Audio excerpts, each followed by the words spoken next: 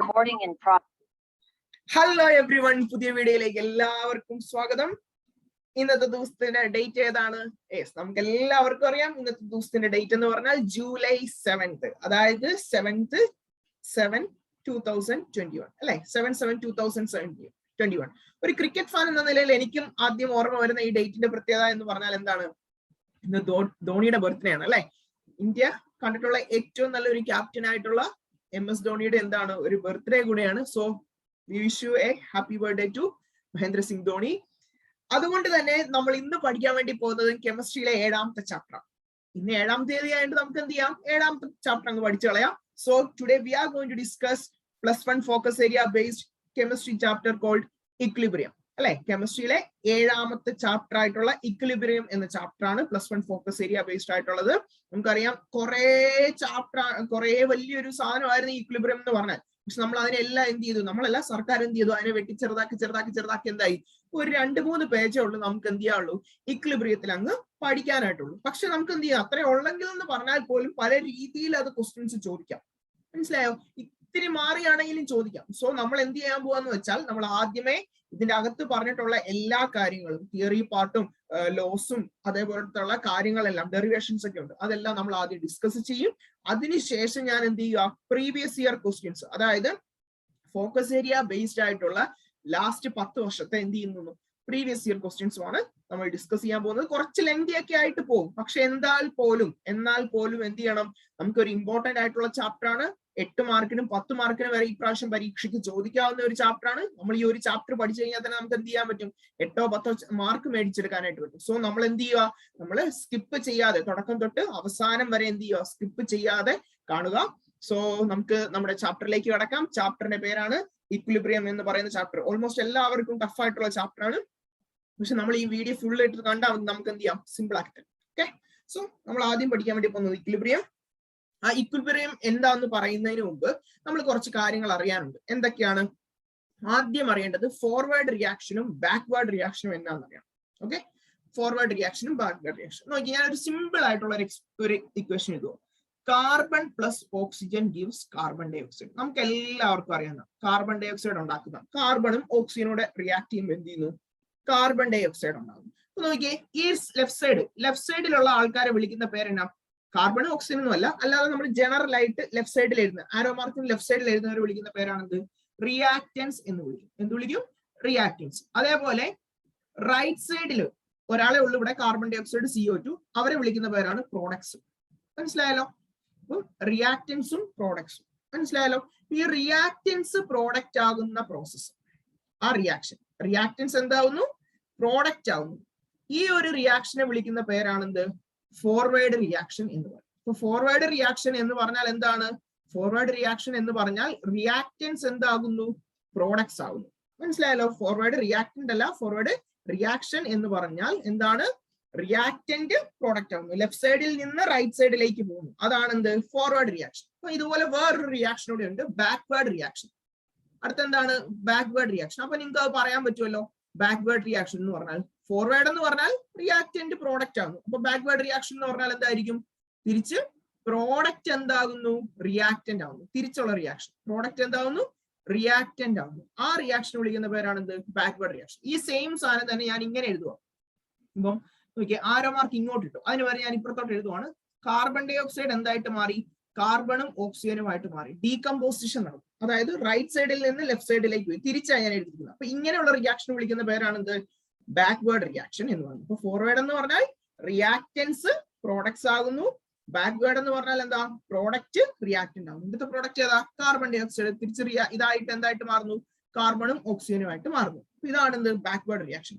Forward reaction, reactance product ആകുന്നു. Backward എന്ന് പറഞ്ഞാൽ എന്താണ്, പ്രോഡക്റ്റ് റിയാക്റ്റൻസ് ആകുന്നു. അപ്പൊ ഇതാണ് എന്ത്, നമുക്ക് ആദ്യം പഠിക്കാനുള്ളത്, ഫോർവേഡും ബാക്ക്വേർഡ് റിയാക്ഷൻ.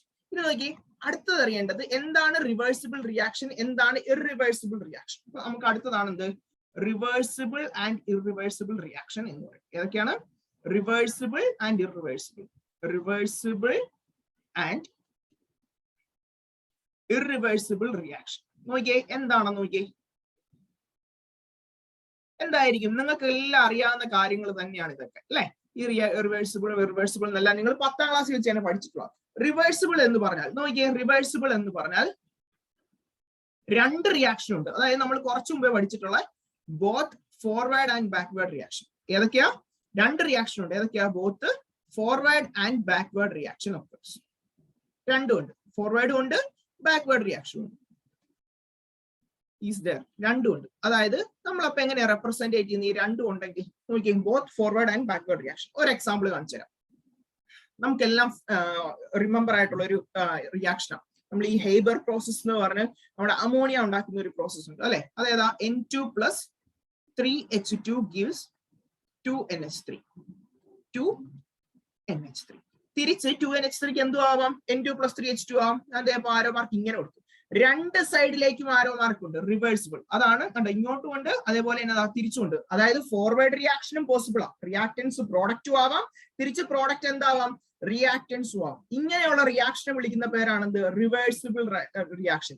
ബോത്ത് ഡയറക്ഷൻ, അതായത് രണ്ട് ഡയറക്ഷനും പോസിബിൾ ആണ്. അതായത് ഫോർവേഡിൽ നിന്ന് ബാക്ക്വേർഡിലേക്കും, ഫോർവേഡ് റിയാക്ടൻസിൽ നിന്ന് പ്രോഡക്റ്റിലേക്കും പോവാം, പ്രോഡക്റ്റിൽ നിന്ന് തിരിച്ചെന്ത് ചെയ്യാൻ പറ്റും, റിയാക്ടൻസിലേക്കും വരാൻ പറ്റും. അപ്പൊ എന്താ അവിടെ പറയാൻ പറ്റുന്നത്? ബോത്ത് ഡയറക്ഷൻ, രണ്ട് ഡയറക്ഷനിലും ഉണ്ട്. അപ്പൊ ഇങ്ങനെയുള്ള ഒരു ഇതിനെ വിളിക്കുന്ന പേരാണ് റിവേഴ്സിബിൾ റിയാക്ഷൻ എന്ന് വിളിക്കും. ഇനി അടുത്ത ഇപ്പൊ എന്തായിരിക്കും? Irreversible reaction. ഇർറിവേഴ്സിബിൾ റിയാക്ഷൻ നോക്കിയേ, ഇർറിവേഴ്സിബിൾ റിയാക്ഷൻ. മറ്റേത് റിവേഴ്സിബിൾ റിയാക്ഷൻ, ഇനി എന്നതാ ഇർറിവേഴ്സിബിൾ. അതായത് തിരിച്ചു കൊണ്ടുവരാൻ പറ്റുമോ? റിയാക്ടൻസ് പ്രോഡക്റ്റ് ആയി, തിരിച്ച് പ്രോഡക്റ്റിന് റിയാക്ടന്റ് ആക്കാൻ പറ്റുമോ? പറ്റത്തില്ല. റിവേഴ്സിബിളിലാണ് എന്ത് പറ്റുന്നത്?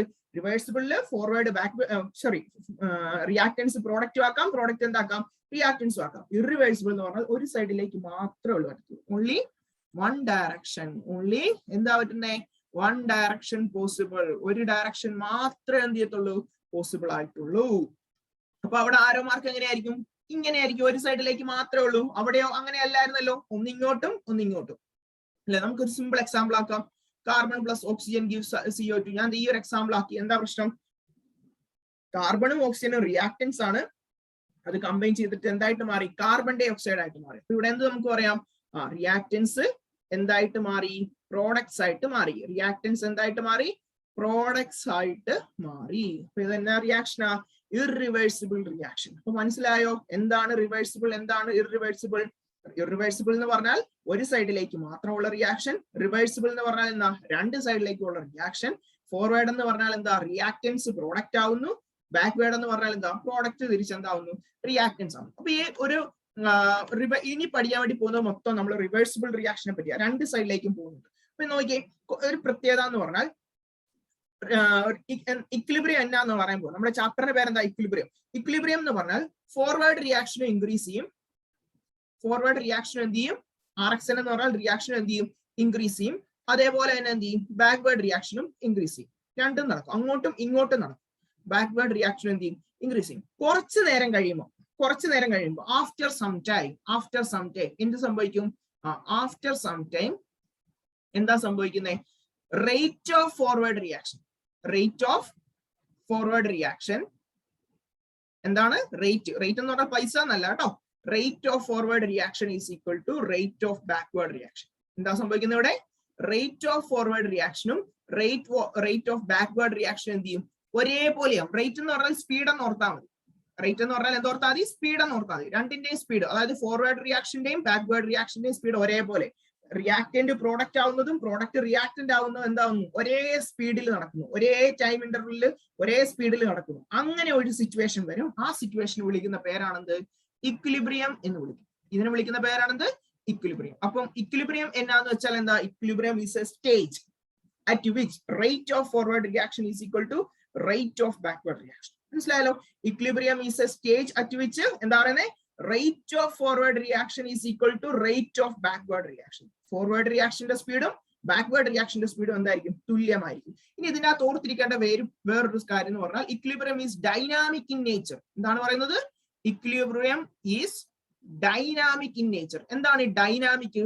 ഡൈനാമിക് എന്ന് പറഞ്ഞാൽ ഒരിക്കലും സ്റ്റോപ്പ് ആവത്തില്ല ഈ റിയാക്ഷൻ. ഡൈനാമിക് ഇൻ നേച്ചർ എന്ന് പറഞ്ഞാൽ എന്താ? Reaction does not stop. എന്താ പറയേണ്ടത്? Reaction does not stop. അതായത് ഇക്വിലിബ്രിയത്തിൽ എത്തിക്കഴിയുമ്പോൾ ഇത് സ്റ്റോപ്പ് ആവുമോ? ഇല്ല. ഇക്വിലിബ്രിയം ആ സമയത്ത് തന്നെ ഡൈനാമിക് ഇൻ നേച്ചർ ആണ്. അതിന്റെ അർത്ഥം എന്താ? Reaction does not stop. അവിടെ എത്തിക്കഴിഞ്ഞാലും എന്ത് ചെയ്യും? പിന്നെയും നടന്നുകൊണ്ടിരിക്കും. ഏത്? ഫോർവേഡ് റിയാക്ഷൻ നടക്കും, ബാക്ക്വേർഡ് റിയാക്ഷൻ നടക്കും. പക്ഷെ അവിടുത്തെ പ്രത്യേകത എന്നതാ? ഒരേപോലെ ആയിരിക്കും, ഒരേ റേറ്റിലായിരിക്കും നടക്കുന്നത്. റേറ്റ് ഓഫ് ഫോർവേഡ് റിയാക്ഷനും റേറ്റ് ഓഫ് ബാക്ക്വേർഡ് റിയാക്ഷനും എന്തായിരിക്കും? ഈക്വൽ ആയിരിക്കും. അതാണ് പറയേണ്ടത് ഇക്വിലിബ്രിയം എന്ന് പറഞ്ഞാൽ. പക്ഷെ ഡൈനാമിക് ആണ്. ഡൈനാമിക് എന്ന് പറഞ്ഞാൽ അവിടെ എത്തിക്കഴിയുമ്പോഴേക്കും റിയാക്ഷൻ സ്റ്റോപ്പ് ആവുമോ? ഇല്ല, സ്റ്റോപ്പ് ആവത്തില്ല. അവിടെ എന്ത് ചെയ്യും? കണ്ടിന്യൂസ് ആയിട്ട് വീണ്ടും നടന്നുകൊണ്ടിരിക്കും. മനസ്സിലായോ? അതാണ് റിയാക്ഷൻ ഡസ് നോട്ട് സ്റ്റോപ്പ് എന്ന് പറഞ്ഞിരിക്കുന്നത്. മനസ്സിലായാലും ഇനി ഒരു ഗ്രാഫ് ഒക്കെ നിങ്ങൾ 10ാം ക്ലാസ്സിൽ പഠിച്ചിട്ടുണ്ടോ? അതൊന്നും നമുക്ക് ആവശ്യമില്ല. ഞാൻ ജസ്റ്റ് ഒന്ന് വരച്ചുതരാം. നിങ്ങൾ ഈ 10ാം ക്ലാസ് ഒന്ന് റീകളക്ട് ചെയ്യും. ഓക്കെ, 10ാം ക്ലാസ് സ്റ്റേറ്റിലെ ടെക്സ്റ്റ് ബുക്കിൽ നോക്കിയാൽ മതി. 5ാമത്തെ ചാപ്റ്ററിലെ ഒരു 6ാമത്തെയോ 7ാമത്തെയോ കണ്ട പേജിൽ കാണാം. നോക്കിയേ, ഇങ്ങനെ ഒരു ഗ്രാഫ് നിങ്ങൾ കണ്ടിട്ടുണ്ടായിരിക്കും. കാണാതെ വഴിയില്ലല്ലോ. ഇത് ഇങ്ങനെ ഒരു ഗ്രാഫ് ഓർക്കുന്നുണ്ടോ മക്കളെ? ആരെങ്കിലും ഒന്ന് ഓർക്കുവാണെങ്കിൽ ഒന്ന് കമന്റ് ഇട്ടേക്കണേ. എന്തത്? ഇത് ഫോർവേഡ് റിയാക്ഷൻ, ഇതെന്തായിരുന്നു? ഇത് ബാക്ക്വേർഡ് റിയാക്ഷൻ. ഈ രണ്ടുകൂടെ മീറ്റ് ചെയ്യുന്ന പോയിന്റ് ഇതാണെന്ത്? ഇക്വിലിബ്രിയം എന്ന് പറയുന്നത്. ഓർക്കുന്നുണ്ടോ? ഈ രണ്ടുകൂടെ മീറ്റ് ചെയ്യുന്ന പോയിന്റ് ആണെന്ത്? ഇക്വിലിബ്രിയം എന്ന് പറയുന്നത്. ഫോർവേഡ് റിയാക്ഷൻ, ബാക്ക്വേർഡ് റിയാക്ഷൻ, രണ്ടുകൂടെ മീറ്റ് ചെയ്യുന്ന പോയിന്റ് ഇക്വിലിബ്രിയം. അപ്പൊ ഞാൻ കുറെ കാര്യങ്ങൾ പറഞ്ഞു. ഈ കുറെ കാര്യങ്ങളിൽ എല്ലാം പഠിക്കേണ്ട ആവശ്യമുണ്ടോ? എല്ലാം നമുക്ക് പഠിക്കേണ്ട ആവശ്യമുണ്ടോ? ഇല്ല. എന്തിനാണ് വെറുതെ ഇങ്ങനെ തന്നിട്ടുള്ളതെന്ന് ചോദിച്ചാൽ ഇതൊന്നും പറയാതെ നമുക്ക് അടുത്തതിലേക്ക് പോകാൻ പറ്റത്തില്ല. പക്ഷെ ഇതിനകത്ത് ഇത്ര നേരം പഠിപ്പിച്ചതിൽ ഓർത്തിരിക്കേണ്ട കാര്യങ്ങൾ എന്തൊക്കെയാ? എന്താണ് equilibrium? Equilibrium is a stage at which rate of forward reaction is equal to rate of backward reaction. അത്രയും മാത്രം മതി. ഇവിടെ ആ ബോക്സ് കിടക്കുന്നുണ്ടോ? അത് മാത്രം ഓർത്തിരുന്നാൽ മതി. വേറെ വല്ല ഓർക്കേണ്ട ആവശ്യമുണ്ടോ? ഇല്ല. പക്ഷെ ഇനി തൊട്ട് പഠിക്കാൻ പോകുന്ന കാര്യങ്ങളെല്ലാം ഓരോന്നോരോന്നായിട്ട് എന്ത് ചെയ്യണം? ഓർത്തിരിക്കണം. ഓക്കെ, നോക്കിയ മക്കളെ, നമുക്ക് ഇതിനകത്ത് ഓർത്തിരിക്കേണ്ട ഒരു ഡെഫിനിഷൻ ആണ് ഇത്. Law of chemical equilibrium and equilibrium constant. അപ്പൊ നമ്മൾ ആദ്യം അറിയേണ്ടത് ലോ ഓഫ് കെമിക്കൽ ഇക്വിലിബ്രിയം എന്താന്ന്. അത് അങ്ങോട്ട് ബൈ ഹാർട്ട് ചെയ്ത് പഠിച്ചോ. ഞാൻ മനസ്സിലാക്കി തരാം. പക്ഷെ നിങ്ങൾ എന്ത് ചെയ്യണം? ഇതൊന്ന് ഓർത്ത് വെച്ച് പഠിച്ച് മനസ്സിലാക്കി വെച്ചേക്കണം കേട്ടോ. ഒന്ന് മറക്കാതെ എങ്ങോട്ടൊന്ന് മനസ്സിലേക്ക് ഒന്ന് കയറ്റി വെച്ചേക്കണം. ഓക്കെ, നോക്കിയേ, എന്താ പറയുന്നേ? ഇത് ഇച്ചിരി ലെങ്തിയും ഇച്ചിരി കൺഫ്യൂഷനും ആക്കുന്ന ഡെഫിനിഷൻ ഒക്കെയാണ്. അതുകൊണ്ട് ശ്രദ്ധിച്ച് കേട്ടിരുന്നു. അറ്റ് കോൺസ്റ്റന്റ് ടെമ്പറേച്ചർ എന്ന് പറഞ്ഞാൽ എന്താ? ടെമ്പറേച്ചർ കോൺസ്റ്റന്റ് ആണ്. The product of concentration of the product. രണ്ട് പ്രോഡക്റ്റ് വരുന്നുണ്ട്. അപ്പൊ ഈ രണ്ട് പ്രോഡക്റ്റിന് രണ്ട് അർത്ഥമാണ്. ഈ പ്രോഡക്റ്റ് എന്ന് പറഞ്ഞാൽ എന്താ? ഈ പ്രോഡക്റ്റ് ഞാൻ ഇപ്പൊ ഇട്ടേക്കുന്ന ഈ പ്രോഡക്റ്റ് ഉണ്ടോ? ഈ വരച്ചേക്കുന്നത് ഈ പ്രോഡക്റ്റ് എന്ന് പറഞ്ഞാൽ മൾട്ടിപ്ലൈ ചെയ്യുക. ഈ പ്രോഡക്റ്റ് എന്ന് പറഞ്ഞാൽ എന്താ? മൾട്ടിപ്ലൈ ചെയ്യുക. അപ്പൊ multiplication of the concentration of products. അതായത് പ്രോഡക്റ്റുകൾ. ആ പ്രോഡക്റ്റ് ഏതാ? നമ്മുടെ റിയാക്ഷൻ നടക്കുമ്പോൾ റൈറ്റ് സൈഡിലെ പ്രോഡക്റ്റ്. ഇപ്പൊ ഈ പ്രോഡക്റ്റ് എന്ന് പറഞ്ഞാൽ റൈറ്റ് സൈഡിലെ പ്രോഡക്റ്റ്. ഞാൻ റൈറ്റ് എന്ന് എഴുതുമോ? To that of the left. മനസ്സിലായല്ലോ? റിയാക്ടൻസ് എന്ന് പറഞ്ഞാൽ ലെഫ്റ്റ്. അപ്പൊ എന്താ പറയുന്നത്? അറ്റ് കോൺസ്റ്റന്റ് ടെമ്പറേച്ചറിൽ the product of concentration of the products to that of the reactants in which each concentration term is raised to a power which is equal to stoichiometric coefficient in balanced chemical equation has a constant value. സംഭവം എന്നാന്ന് ഒരു എക്സാമ്പിളിലൂടെ ഞാൻ പറഞ്ഞു. ഇപ്പൊ ഞാനൊരു simple ആയിട്ടുള്ള ഒരു experiment എടുക്കുന്നു. എക്സ്പെരിമെന്റ് അല്ല, ഒരു reaction. A plus B gives C plus D. A plus B gives എന്താണ്? C plus D. ഇതൊരു ജനറൽ ആയിട്ടുള്ള ഒരു ഇക്വേഷൻ ആണ്. ഇതൊരു ജനറൽ ആയിട്ടുള്ള ഇക്വേഷൻ ആണ്. ഇത് ഒറിജിനൽ ആയിട്ടുള്ള എയും ബിയും ഒന്നും അല്ല, ഒരു എലമെന്റ്സ് ഒന്നും അല്ല. ഞാൻ റാൻഡം ആയിട്ട് എടുത്തിരിക്കുന്നു. അതായിട്ട് ഒരു റാൻഡം ആയിട്ട് എടുത്തിരിക്കുന്നു. നോക്കിയേ, A plus B gives C plus D. ഇതെന്ന് പറഞ്ഞാൽ എ പ്ലസ് ബി എന്ന് പറഞ്ഞാൽ എന്താണ്? റിയാക്ടൻസ്. സി പ്ലസ് ഡി എന്ന് പറഞ്ഞാൽ ആ സിയും ഡിയും എന്താണ്? പ്രോഡക്ട്സും ആണെന്ന് നമുക്കറിയാം. ഇനി നോക്കിയേ, ഇവിടെ പറഞ്ഞിരിക്കുന്നത് വെച്ച് നോക്കിയേ, ഇതിനകത്ത് നമ്മൾ ഒരു കോൺസ്റ്റന്റ് വാല്യൂ എന്ന് പറഞ്ഞ ലാസ്റ്റ് പറയുന്നുണ്ട്. ആ കോൺസ്റ്റന്റ് വാല്യൂവിനെ പറ്റിയാണ് ഇവിടെ പറയുന്നത്. നോക്കിയേ, ആ കോൺസ്റ്റന്റ് വാല്യൂ ആണ് കെ സി, ഇക്വിലിബ്രിയം കോൺസ്റ്റന്റ്. ആ കെ സി നമ്മൾ എഴുതുന്നത് എങ്ങനെയാണെന്ന് ആദ്യം നോക്കാം. എഴുതിയതിനു ശേഷം നമുക്ക് ആ ഡെഫിനിഷൻ നോക്കാം. നോക്കിയേ, കെ സി എന്ന് പറയുന്നത് നമ്മൾ എഴുതുന്ന നോക്കിയേ, ആദ്യമേ നമ്മുടെ product of the concentration of the products, അതായത് റൈറ്റ് സൈഡ് പ്രോഡക്ട്സ് എടുക്കും. പ്രോഡക്ട്സ് ഏതൊക്കെയാ? സിയും ഡിയും.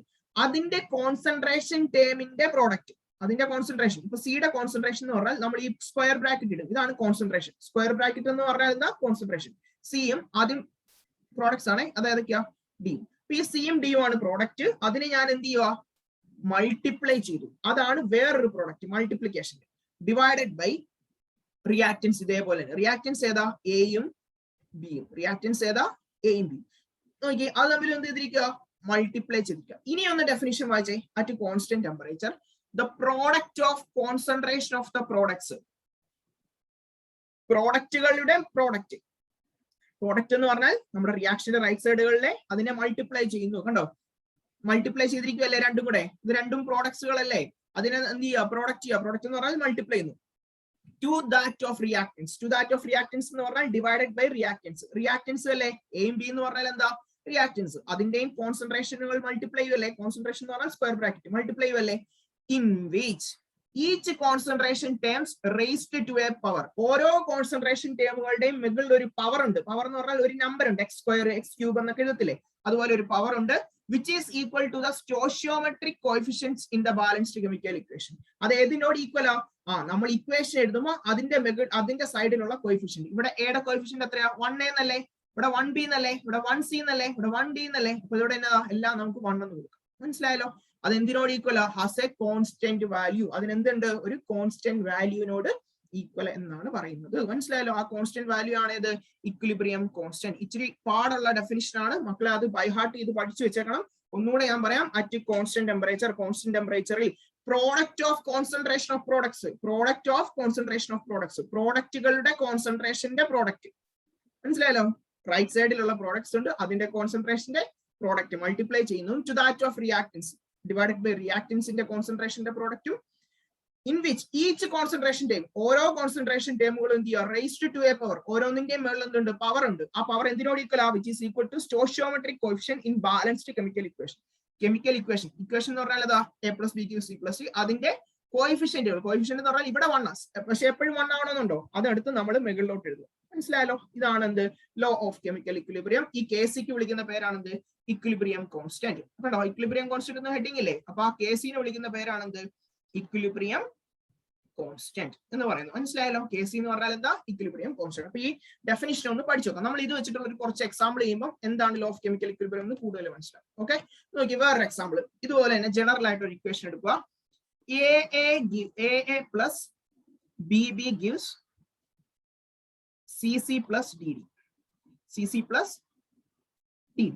ഇവിടെ ഒരു കെമിക്കൽ റിയാക്ഷൻ നടക്കുന്നു. ഈ എയും ബിയും സിയും ഡിയും എന്താ, സ്മോൾ ലെറ്റേഴ്സ്, അതെല്ലാം എന്താ, കോഎഫിഷ്യൻസ്. അപ്പൊ നമ്മൾ ഇവിടെ KC എഴുതുമ്പോൾ എങ്ങനെ എഴുതണ്ടേ, ഈക്വൽ ടു ആദ്യം റൈറ്റ് സൈഡിലുള്ള പ്രോഡക്റ്റുകളുടെ കോൺസെൻട്രേഷന്റെ പ്രോഡക്റ്റ്. റൈറ്റ് സൈഡിൽ ആരൊക്കെയാ ഉള്ളത്, റിയാക്ടൻസ് സിയും ഡിയും, അതിന്റെ concentration of C, concentration of D, അതിന്റെ ഡിവൈഡഡ് ബൈ എന്താ, റിയാക്ടൻസ് ഏതൊക്കെയാ, എയും ബിയും, അതേപോലെ തന്നെ.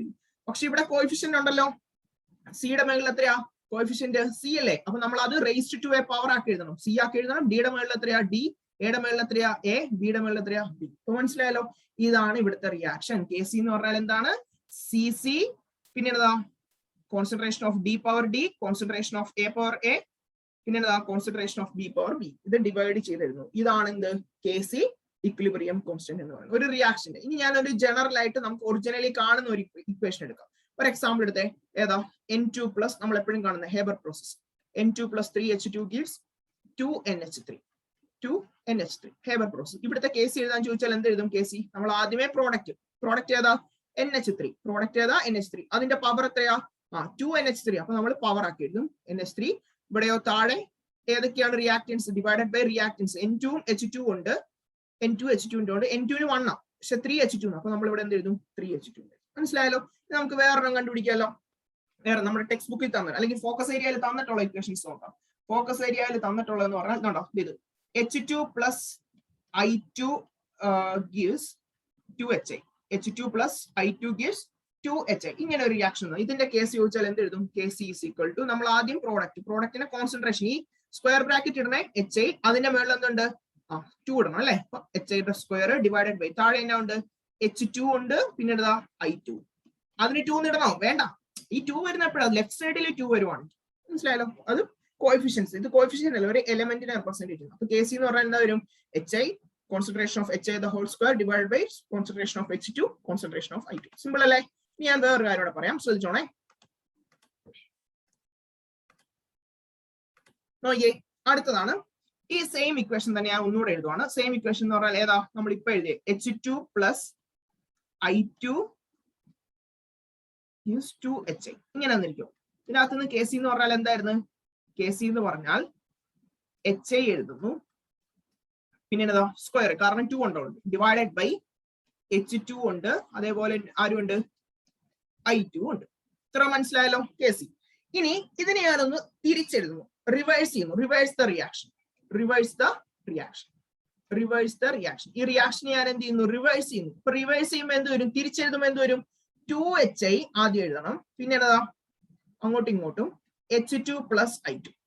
എന്ത് ചെയ്യുന്നു? ജസ്റ്റ് അങ്ങോട്ടും ഇങ്ങോട്ടും തിരിച്ചു. ആദ്യമേ H2 plus I2 gives 2HI എന്നായിരുന്നു. ഇപ്പൊ എന്തായി? തിരിച്ചു. 2HI gives H2 plus I2.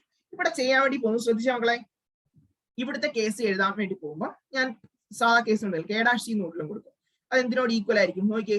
ആദ്യം പ്രോഡക്റ്റ് സൈഡ്. പ്രോഡക്റ്റ് സൈഡ് എന്ന് പറഞ്ഞാൽ H2 I2 divided by reactants. Reactants ഏതാ? HI, അതിന്റെ സ്ക്വയർ. മനസ്സിലായല്ലോ? അപ്പൊ ഇവിടുത്തെ പ്രത്യേകത എന്നതാ? അത് അങ്ങോട്ടും ഇങ്ങോട്ടും തലതിരിഞ്ഞില്ലേ? ഇതൊരു ഫോർവേഡ് റിയാക്ഷനാണ്, ഇത് അങ്ങോട്ട് ബാക്ക്വേർഡ് റിയാക്ഷൻ. അപ്പൊ അത് തമ്മിലുള്ള KCയുടെ വ്യത്യാസം എന്നതാ? തൽക്കാലത്തേക്ക് നമ്മൾ ഇതിന്റെ കേസിനെ KC എന്ന് വിളിക്കുവാണെങ്കിൽ ഇതിന്റെ അപ്പൊ എത്രയായിട്ട് വരും? ഇതിന്റെ ഇക്വിലിബ്രിയം കോൺസ്റ്റന്റ് എന്ന് പറഞ്ഞാൽ എത്രയാവും? തലതിരിഞ്ഞില്ലേ? നമ്മൾ റിവേഴ്സ് ചെയ്തില്ലേ? അപ്പൊ എന്താവും? ഇക്വിലിബ്രിയം കോൺസ്റ്റന്റ് എന്ന് പറഞ്ഞാൽ എന്താവും? നേരത്തെ തലതിരിഞ്ഞു. അപ്പൊ എത്രയാ? 1/KC എന്നാവും. മനസ്സിലായല്ലോ? അപ്പൊ K'(C) എന്തിനോട് ഈക്വലാ? 1/KC. ഇതെങ്ങനെ 1/KC വന്നത്? ഫോർവേഡ്. കണ്ടോ, ഇവിടെ HI സ്ക്വയർ മുകളിലായിരുന്നു, പക്ഷെ ഇവിടെ വന്നപ്പോൾ എത്രയായി? താഴെയായില്ലേ? ഇവിടെ H2 ഉം I2 ഉം മുകളിലായിരുന്നു, താഴെയായിരുന്നു, പക്ഷെ ഇവിടെ വന്നപ്പോഴെന്തായി? മുകളിലായി. അതാണ് 1/KC. അപ്പം സപ്പോസ് ഇപ്പൊ ഒരു ക്വസ്റ്റ്യൻ ഇങ്ങനെ ചോദിക്കാം, if KC is the equilibrium constant for a forward reaction, ഒരു ഫോർവേഡ് റിയാക്ഷന്റെ KC എന്ന് പറയുന്നത്, ഇത് ഇക്വിലിബ്രിയം കോൺസ്റ്റന്റ് എന്ന് പറയുന്നത് KC ആണെങ്കിൽ, then what is the equilibrium constant for backward reaction എന്ന് ചോദിക്കാം. for backward reaction, BR എന്ന് പറഞ്ഞാൽ എന്താ? backward reaction. അപ്പം KC എന്ന് പറയുന്നത് ഫോർവേഡ് റിയാക്ഷന്റെ ഇക്വിലിബ്രിയം കോൺസ്റ്റന്റ് എന്ന് പറഞ്ഞാൽ KC ആണെങ്കിൽ ബാക്ക്വേർഡ് റിയാക്ഷന്റെ എത്രയായിരിക്കും? 1/KC. മനസ്സിലായല്ലോ? ഫോർവേഡ് റിയാക്ഷന്റെ KC എന്നാണെങ്കിൽ ബാക്ക്വേർഡ് റിയാക്ഷന്റെ എത്രയായിരിക്കും? 1/KC. അത് ഓർത്ത് വെച്ചേക്കാം. റിവേഴ്സ് ചെയ്യാന്ന് പറഞ്ഞാൽ എന്താ? തിരിച്ചെഴുതുക ബാക്ക്വേർഡ് റിയാക്ഷൻ. മനസ്സിലായല്ലോ? അപ്പൊ ഇതാണ് ഓർത്ത് വെക്കേണ്ട കാര്യങ്ങൾ. ഏതൊക്കെയാ? ഫോർവേഡ് റിയാക്ഷന്റെ KC എന്നാണെങ്കിൽ അതെന്താവും? ബാക്ക്വേർഡ് റിയാക്ഷന്റെ എന്താവും? 1/KC എന്നാവും. മനസ്സിലായല്ലോ? നോക്കിയ മക്കളെ, നമ്മൾ നേരത്തെ പറഞ്ഞപ്പം എടുത്തൊന്നും പറഞ്ഞില്ല. എടുക്കുന്ന എല്ലാ എലമെന്റ്സും അല്ലെങ്കിൽ റിയാക്ടൻസോ പ്രോഡക്റ്റോ സോളിഡോ ലിക്വിഡോ അങ്ങനെ ഒന്നും നമ്മൾ പറഞ്ഞില്ല. പക്ഷെ ഇതൊരു സ്പെഷ്യൽ കേസാണ്. അതായത് എടുക്കുന്ന റിയാക്ടൻസും പ്രോഡക്ട്സും ഗ്യാസ് ആകുവാണെങ്കിൽ, ഗേഷ്യസ് റിയാക്ഷൻ, കണ്ടോ, equilibrium constant for gaseous reaction നമ്മൾ പറയുന്നത് അല്ലെ. ഇപ്പൊ നമ്മൾ നേരത്തെ പറയുന്നത് ഇക്വിലിബ്രിയം കോൺസെൻട്രേഷൻ KC എന്നാണ് പറഞ്ഞത്. പക്ഷെ ഇവിടെ എന്താവും? KC മാറി എന്താവും? KP എന്നാവും. അതെന്നാ സംഭവം എന്ന് പറയാം. നമ്മൾ നേരത്തെ എടുത്ത റിയാക്ഷൻസ് എന്തായിരുന്നു? നേരത്തെ എടുത്തത് H2 പ്ലസ് I2 ഗിവ്സ് എന്തായിരുന്നു? H2 plus I2 gives 2HI. ഇങ്ങനെ മാത്രമാണ് നമ്മൾ എഴുതിയത്. പക്ഷേ ഇതിന്റെ കൂടെ ഞാൻ ഒരു കാര്യം കൂടെ ആഡ് ചെയ്യാൻ പോവാണ്. എടുക്കുന്ന സാധനത്തിലെല്ലാം കൊണ്ട് എന്തിട്ട് വെച്ചു? ഗ്യാസ് ഇട്ട് വെച്ചു. അപ്പൊ ഇവിടെയുള്ള എല്ലാം എന്താ? ഗ്യാസ് എന്നല്ല പറയുന്നത്. കണ്ടോ, H2 gas, I2 gas, 2HI gas. Gas ആകുവാണെങ്കിൽ നമ്മൾ ഇവിടെ എന്താ ചെയ്യുന്നത്? ഇവിടെ എടുത്തിരിക്കുന്ന എല്ലാം ഗ്യാഷ്യസ് അല്ലേ? ആകുവാണെങ്കിൽ നമ്മൾ ഇവിടെ എന്ത് പറയും? KC അല്ലെങ്കിൽ ഇക്വിലിബ്രിയം കോൺസ്റ്റന്റ് എന്നല്ല പറയുന്നത്. എന്താ പറയുന്നത്? Equilibrium concentration in terms of concentration എന്നല്ല പറയുന്നത്. എന്താ പറയുന്നത്? KP എന്ന് പറയും. എന്ത് പറയും? KP. ഇവിടുത്തെ ഈ KP എന്ന് പറഞ്ഞാൽ എന്താ? KP എന്ന് പറഞ്ഞാൽ equilibrium concentration in terms of partial pressure. എന്താ പറയുന്നത്? നമ്മൾ കോൺസെൻട്രേഷന് പകരം എന്ത് കൊടുക്കും? പാർഷ്യൽ പ്രഷർ എന്ന് കൊടുക്കും. അപ്പൊ KP എന്ന് പറഞ്ഞാൽ എന്താണ്? Equilibrium constant. KP എന്ന് പറഞ്ഞാൽ എന്താണ്?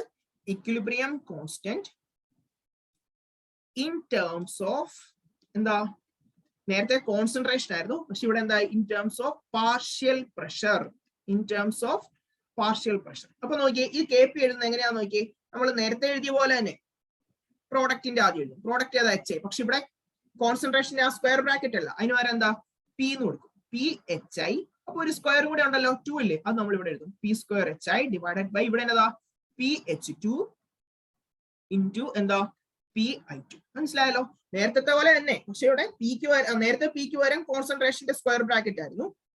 പക്ഷെ ഇവിടെ എല്ലാം ഗേഷ്യസ് റിയാക്ഷൻസ് ആണ്. എല്ലാം ഗേഷ്യസ് ആയിട്ടുള്ള റിയാക്ടന്റും പ്രോഡക്റ്റും ആയതുകൊണ്ട് നമ്മൾ KCക്ക് വരെ എന്ത് കൊടുക്കും? KP which is equal to equilibrium constant in terms of partial pressure. അപ്പൊ നമ്മൾ എഴുതുമ്പോൾ എന്ത് വരും? KP ഈസ് ഈക്വൽ ടു ആദ്യം പ്രോഡക്റ്റ് സൈഡിൽ HI ആണ് അല്ലെ? ഹൈഡ്രജൻ അയഡൈഡ് ആണ്. അപ്പൊ നമ്മൾ HI എന്ന് കൊടുക്കും, പക്ഷെ PHI എന്ന് കൊടുക്കും. പിന്നെ 2 ആണ് കോഎഫിഷ്യന്റ്, ആ 2 പവർ ആയിട്ട്. അപ്പൊ P²HI ഡിവൈഡഡ് ബൈ ഇനി എന്താ? റിയാക്ടൻസ് ഏതൊക്കെയാ? ഹൈഡ്രജനും അയഡിനും. അപ്പൊ എന്താ? PH2 into PI2. അതിന്റെ കോഎഫിഷ്യൻസ് എത്രയാ? 1 തന്നെയാ അല്ലെ? 1H2 എന്നല്ല നമ്മൾ പറഞ്ഞത്. 1H2 1I2. അപ്പൊ അത് അതേപോലെ തന്നെ, പ്രത്യേകിച്ച് ഒന്നും കൊടുക്കാൻ. മനസ്സിലായല്ലോ? ഇതാണ് equilibrium constant in terms of gaseous reaction. ഇനി നമുക്ക് അറിയേണ്ടത് KCയും KPയും തമ്മിലുള്ള relation. Okay,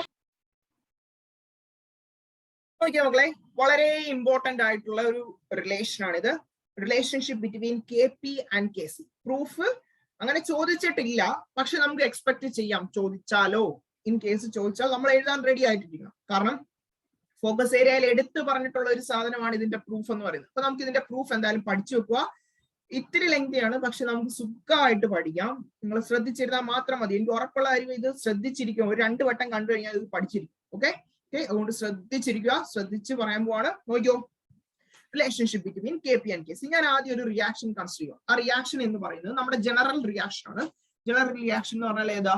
AA plus BB gives CC plus DD. ഇത് നമ്മൾ നേരത്തെ എടുത്തിട്ടുള്ള റിയാക്ഷൻ. ഇങ്ങനെ ഒരു റിയാക്ഷൻ കിട്ടുമ്പോൾ നമുക്ക് KC യും KP എഴുതാൻ അറിയാലോ. KC എന്ന് പറഞ്ഞാൽ എന്താ?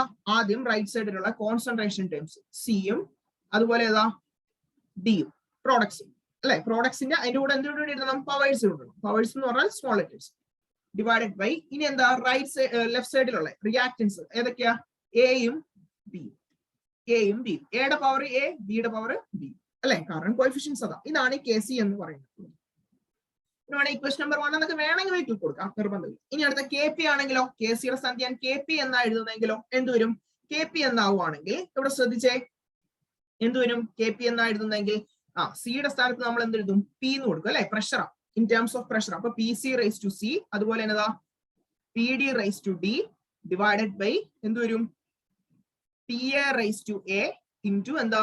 PB raise to B. ഇത് എഴുതാൻ എല്ലാവർക്കും അറിയാം, കാരണം കഴിഞ്ഞ വീഡിയോ നമ്മൾ കണ്ടത്, കഴിഞ്ഞ ഭാഗം നമ്മൾ കണ്ടത്. അപ്പൊ ഇത് എഴുതാൻ എല്ലാവർക്കും അറിയാം. KC എഴുതി, KP എഴുതി. റൈറ്റ് സൈഡിൽ ആദ്യം products divided by reactants, powers, coefficients ആയിട്ട് എഴുതി. ഇത്ര മനസ്സിലായല്ലോ. ഇനി നമ്മൾ നമ്മുടെ ഐഡിയൽ ഗ്യാസ് ഇക്വേഷനിലേക്ക് പോവാം. എന്താ ഐഡിയൽ ഗ്യാസ് ഇക്വേഷൻ പറയുന്നത്?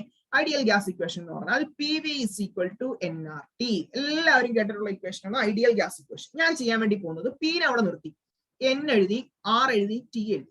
ഇനി ഒരു V കൂടെ ഉണ്ടല്ലോ, അത് ഞാൻ ഇങ്ങോട്ട് കൊണ്ടുവന്നു. N/V/RT.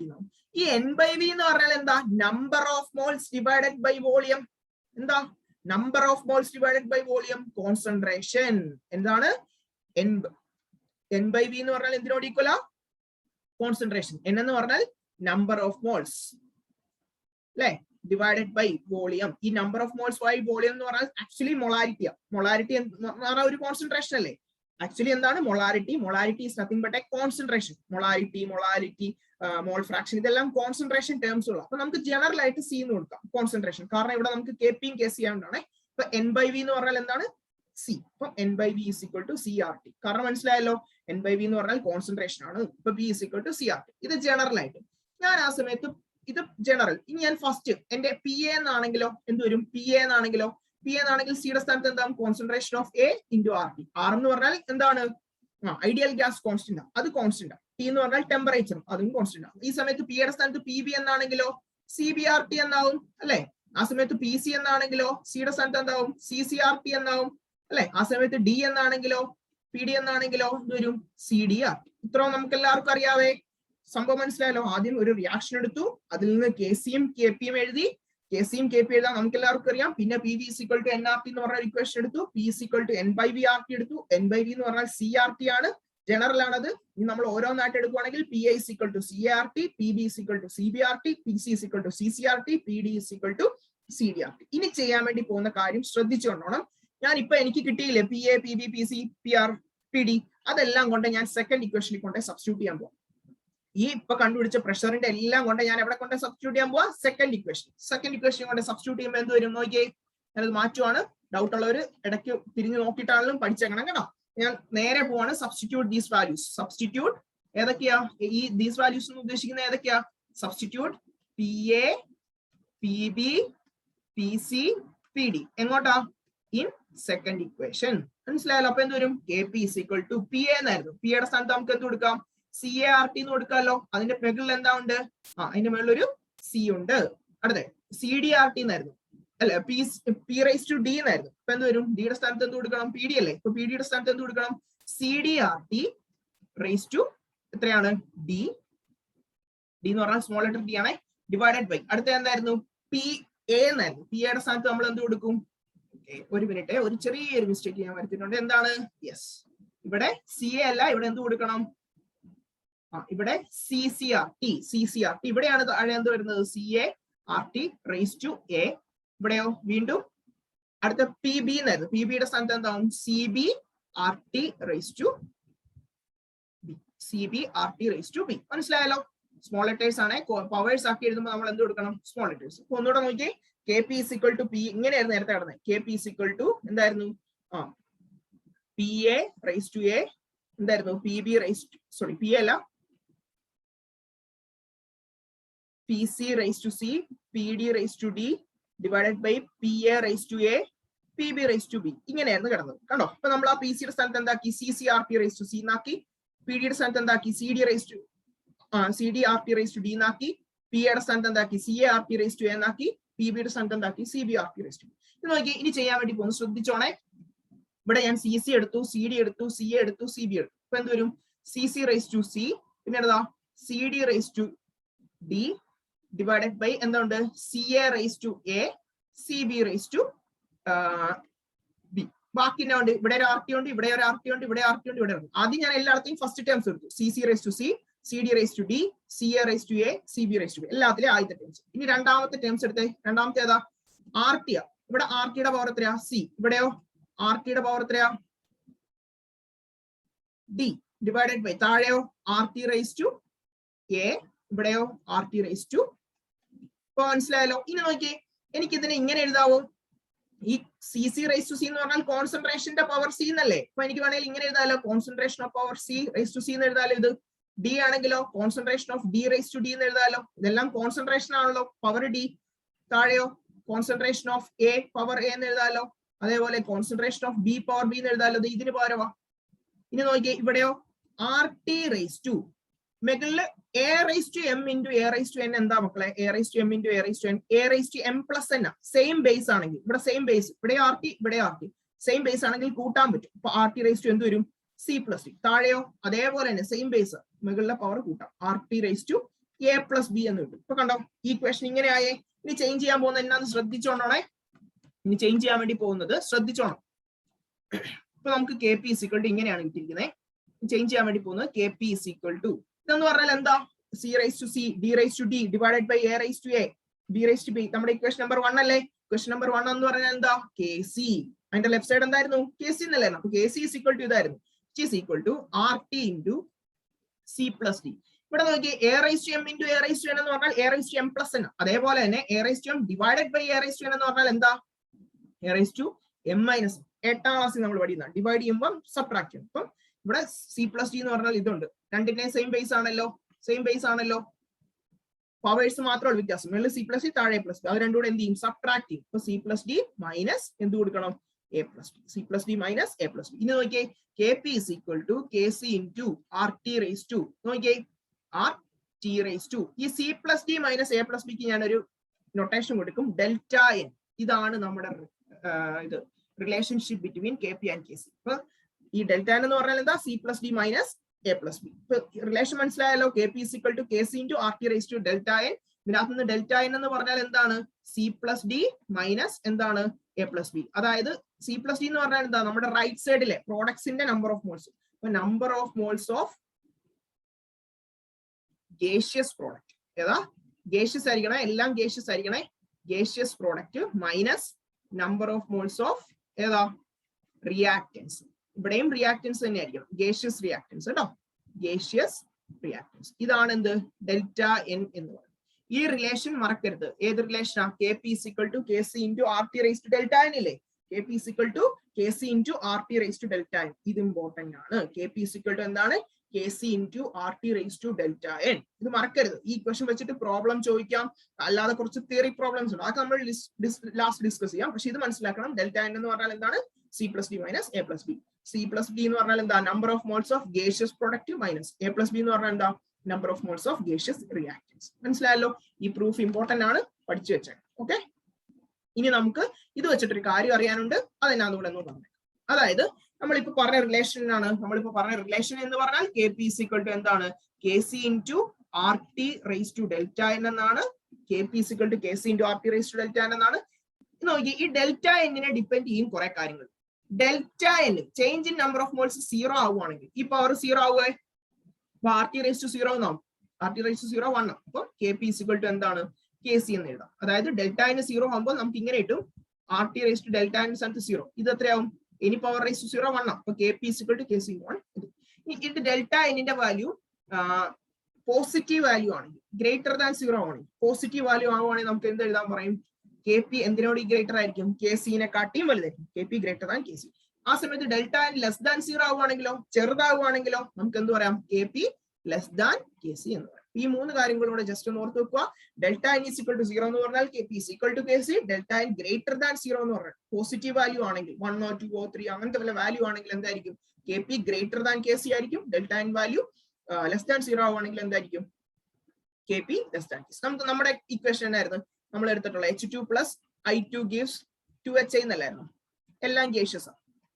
ഇതും ഗേഷ്യസ്, ഇതും ഗേഷ്യസ്, ഇതും ഗേഷ്യസ്. ഇവിടെ എത്ര മോൾസാ ഉള്ളത്? ഇവിടെ എത്ര മോൾസാ ഉള്ളത്? ലെഫ്റ്റ് സൈഡില് 1, ഇവിടെയും 1. അപ്പൊ 1 + 1 എത്രയാ? 2. ഇവിടെയോ 2 ആ. അപ്പൊ രണ്ടിടത്ത് ഈക്വൽ അല്ലേ?